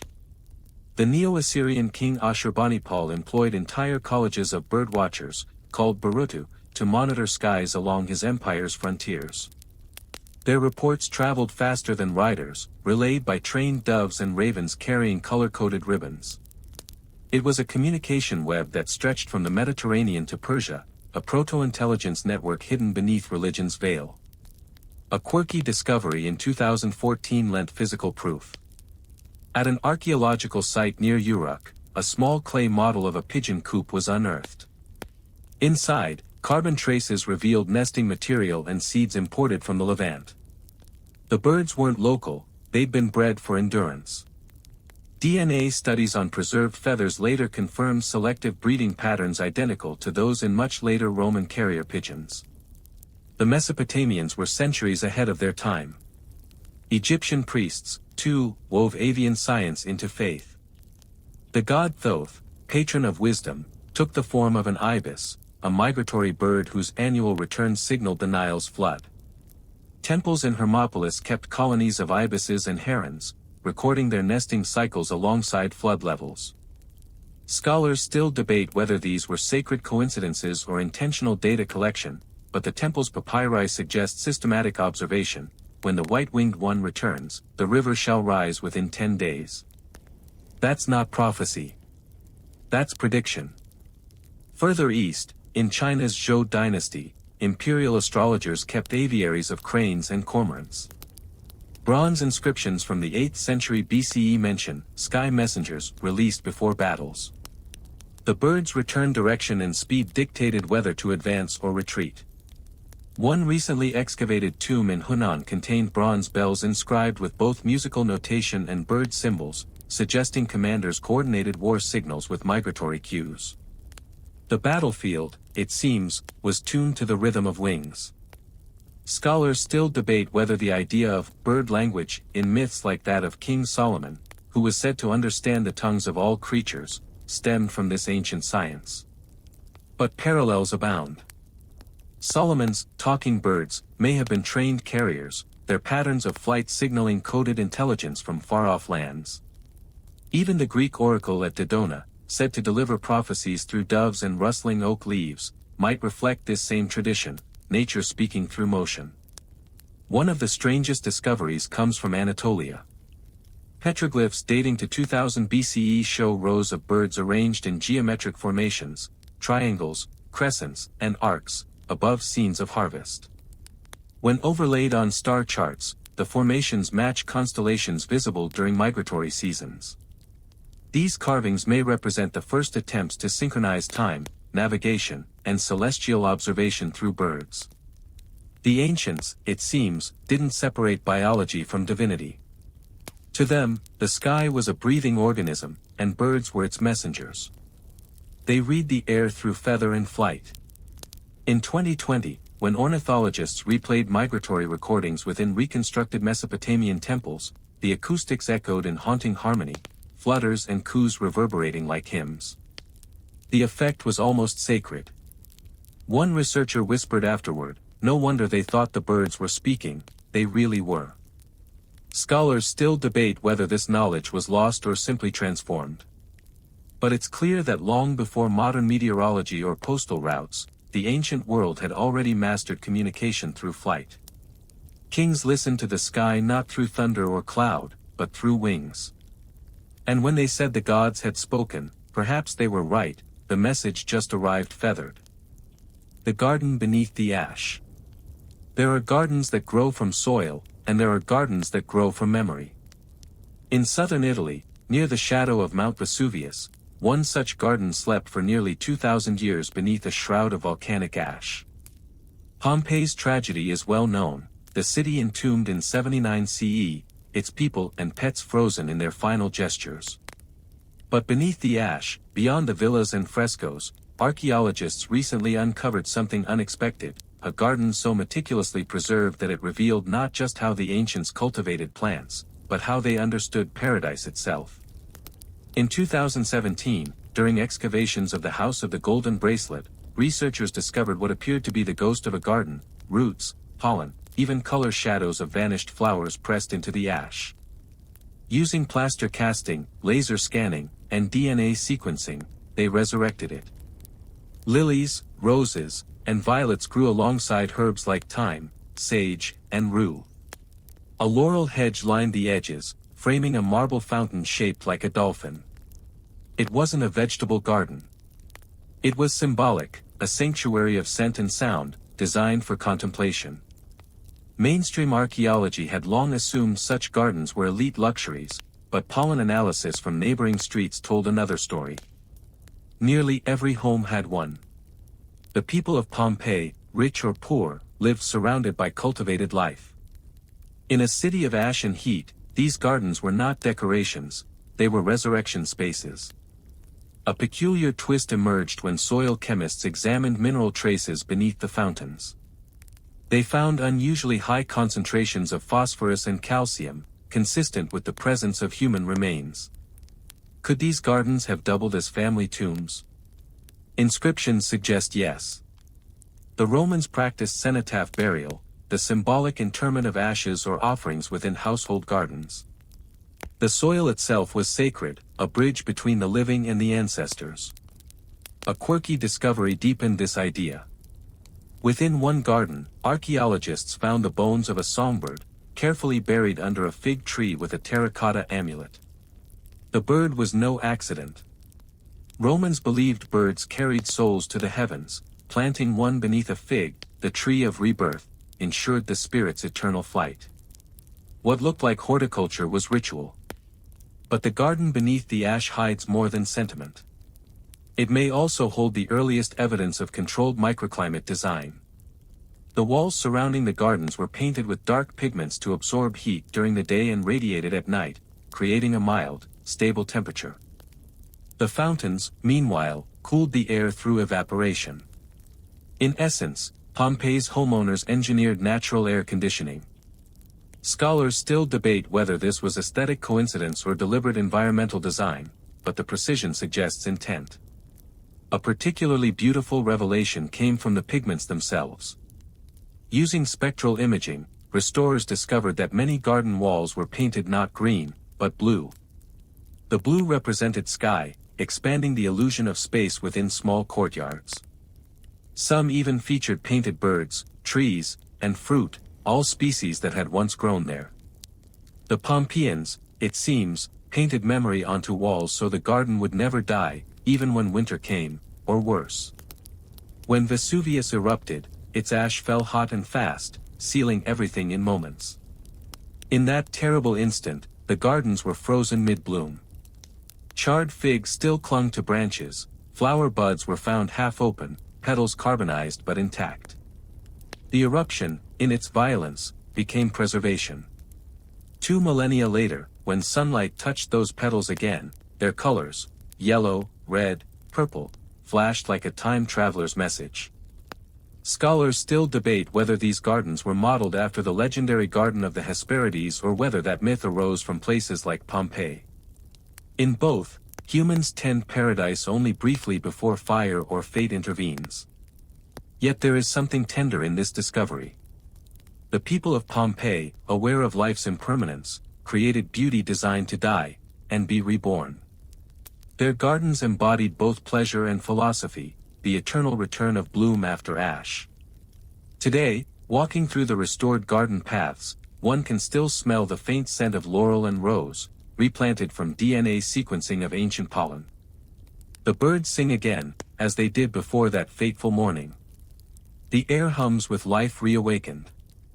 The garden beneath the ash reminds us that even in disaster, nature waits patiently to reclaim its place. The ancients knew that paradise is not lost, it merely sleeps, waiting for light. The road under the ocean. Beneath the turquoise waters off the coast of the Greek island of Zakynthos, divers in 2013 discovered what they thought was the remains of a forgotten city. Columns, roads, and circular plazas stretched across the seafloor, all eerily symmetrical and clearly man-made. The world buzzed with excitement, another Atlantis, perhaps. But when geologists descended to investigate, what they found was stranger than fiction. The paved roads were natural formations, sculpted by bacteria and time, part of an ancient landscape that had once stood above the waves. Yet this discovery would soon lead to something even more astonishing, a genuine submerged roadway, built by humans more than 7,000 years ago, that rewrote the history of travel and trade. Far away from Greece, in the Gulf of Kumbat, off India's western coast, sonar mapping revealed geometric lines stretching for kilometers along the seabed. Further exploration uncovered artifacts, pottery shards, tools, even a fragment of a wall. The seabed city, dating to around 5000 BCE, was older than the Harappan civilization. Among the structures, researchers traced a straight, stone-paved path leading from what was once shoreline into deeper water.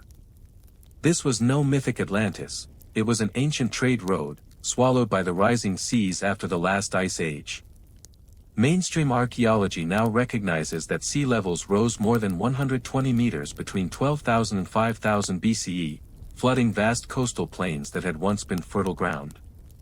Hundreds of submerged sites, from Japan's Yonaguni Monument to Doggerland between Britain and Denmark, show evidence of lost roads, harbors, and habitations.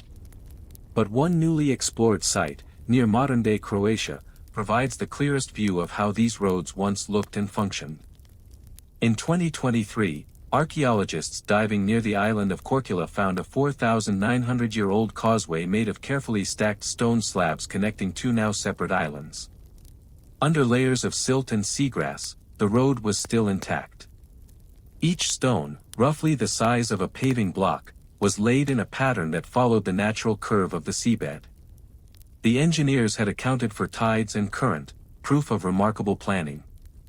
Sonar imaging revealed parallel tracks on either side, possibly used for transporting goods by wooden sled or cart. This was maritime architecture millennia before recorded navigation. The discovery shifted perspective on prehistory. We tend to imagine early humans as isolated, sedentary. But these underwater roads suggest something else, a global age of coastal exchange, long before written history. People weren't just drifting tribes, they were organized builders, traders, and travelers whose routes have simply vanished beneath the sea. A quirky finding reinforces this theory. At the base of the Korčula Road, divers uncovered a layer of burnt wood and charcoal sealed by sand. Radiocarbon dating placed it just before submersion, implying that the inhabitants may have tried to burn their homes, or signal the sky, before abandoning the land to the sea. Were they performing a ritual farewell, a last attempt to appease gods of rising water? Scholars still debate whether the road's submersion was gradual or sudden, but myths from the Adriatic to the Aegean tell of lands that sank while music played. The same pattern appears across the globe.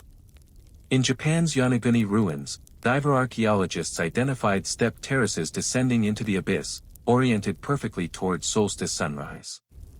In the Caribbean, the Bimini Road, long a focus of fringe speculation, shows identical underwater stone alignments, now interpreted as a harbor wall built during the late Pleistocene. Across continents, humanity built where the ocean now reigns. Scholars still debate how advanced these societies were, or how much of their technology was lost to the waves. Yet the pattern is consistent: where there are submerged roads, there are always myths of floods and gods. The story of Atlantis may not describe a single city, but a collective memory, the echo of an entire shoreline world drowned by the sea's slow return. Modern oceanography continues to map this forgotten landscape.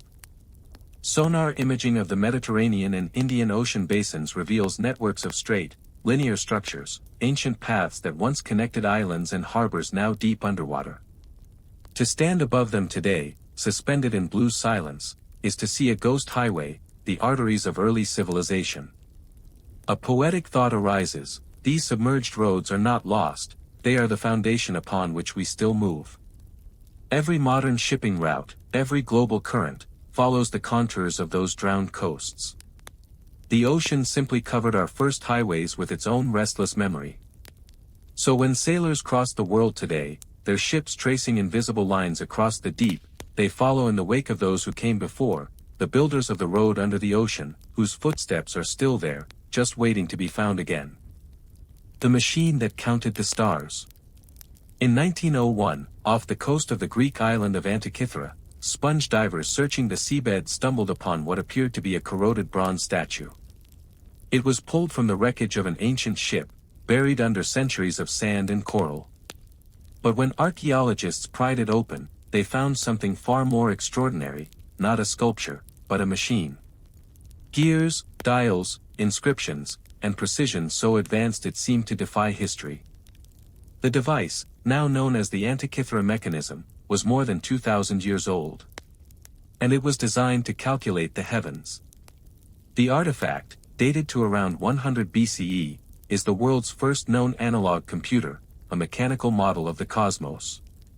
Turn a hand crank, and the gears would rotate, predicting the positions of the sun, moon, and planets, forecasting eclipses, and marking the cycles of ancient games like the Olympics.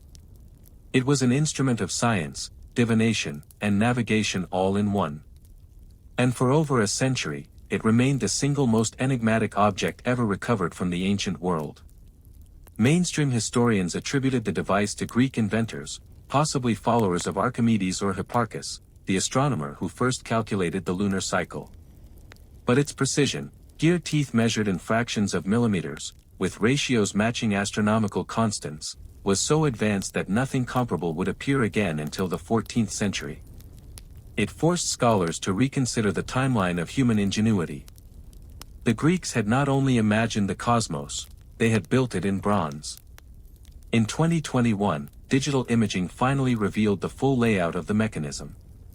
It contained at least 37 interlocking gears and 30 separate scales, including a miniature model of the moon's orbit that accounted for its irregular motion. Even more astonishing, inscriptions hidden within its corroded plates described the movements of the 5 known planets: Mercury, Venus, Mars, Jupiter, and Saturn, each driven by its own gear. The ancients didn't just track the stars, they simulated them. Yet the device was more than technical. Its outer ring marked the zodiac, and its inscriptions read like poetry: the shining one begins to move. The twin returns to balance. To the Greeks, astronomy was theology made visible. Turning the crank was not merely calculation, it was communion with the cosmos. The mechanism, in that sense, was both instrument and oracle. A quirky discovery made the story even stranger. Among the wreck's debris were fragments of wooden boxes, glass lenses, and writing tablets, suggesting the device was part of a larger collection, perhaps a traveling observatory or teaching kit. Historians now suspect the ship was carrying treasures from the island of Rhodes to Rome, looted or commissioned by a powerful patron. One theory identifies the cargo as belonging to the philosopher Posidonius, a teacher of Cicero. If true, then the mechanism may have influenced Roman cosmology and, indirectly, Western science itself. Scholars still debate its ultimate origin. Some argue for Rhodes, home to skilled astronomers and engineers. Others trace it to Alexandria, where Greek and Egyptian knowledge merged. A fringe theory proposes it was based on even older Babylonian mechanisms, now lost to time. But perhaps the more profound mystery is philosophical. How did a civilization capable of building such a device let the knowledge vanish? Theories abound. The fall of Greece, the burning of Alexandria's library, the silencing of old schools, all erased the blueprints. The mechanism's gears rusted in the sea, while the stars continued their dance above, unrecorded by human hands. Scholars still debate whether copies or successors ever existed. None have been found, yet. But the Antikythera mechanism isn't entirely silent. Its modern reconstruction reveals a mind that saw no separation between art, science, and spirit. Each gear is an act of devotion, each dial a verse in the hymn of motion. The Greeks didn't merely observe the heavens, they built them anew, within reach. When the last surviving fragment was scanned in ultraviolet light, researchers found faint Greek lettering etched beside one dial. Translated, it read simply, "Nature follows number." A truth so elegant it still echoes across centuries. In the end, the machine that counted the stars may not have been an anomaly, but a message. A reminder that knowledge, like the cosmos it describes, moves in cycles, lost, rediscovered, reborn. And so, beneath the sea, amid coral and darkness, the first computer sleeps, a bronze dream of the universe, whispering still of the day when humanity turned the heavens by hand, and watched eternity spin. Conclusion. 25 mysteries, scattered across the continents and centuries, each a fragment of humanity's vast dialogue with time.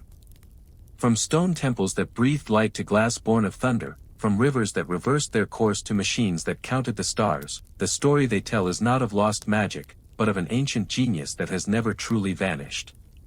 Every discovery, every ruin, every whisper beneath the sand reminds us that the ancients were not primitive, they were patient.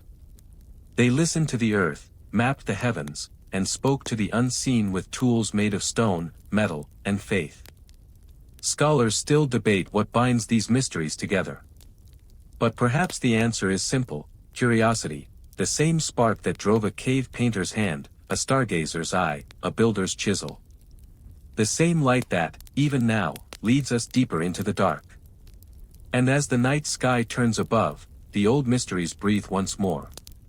Because nothing ancient is ever truly lost, only waiting to be heard again.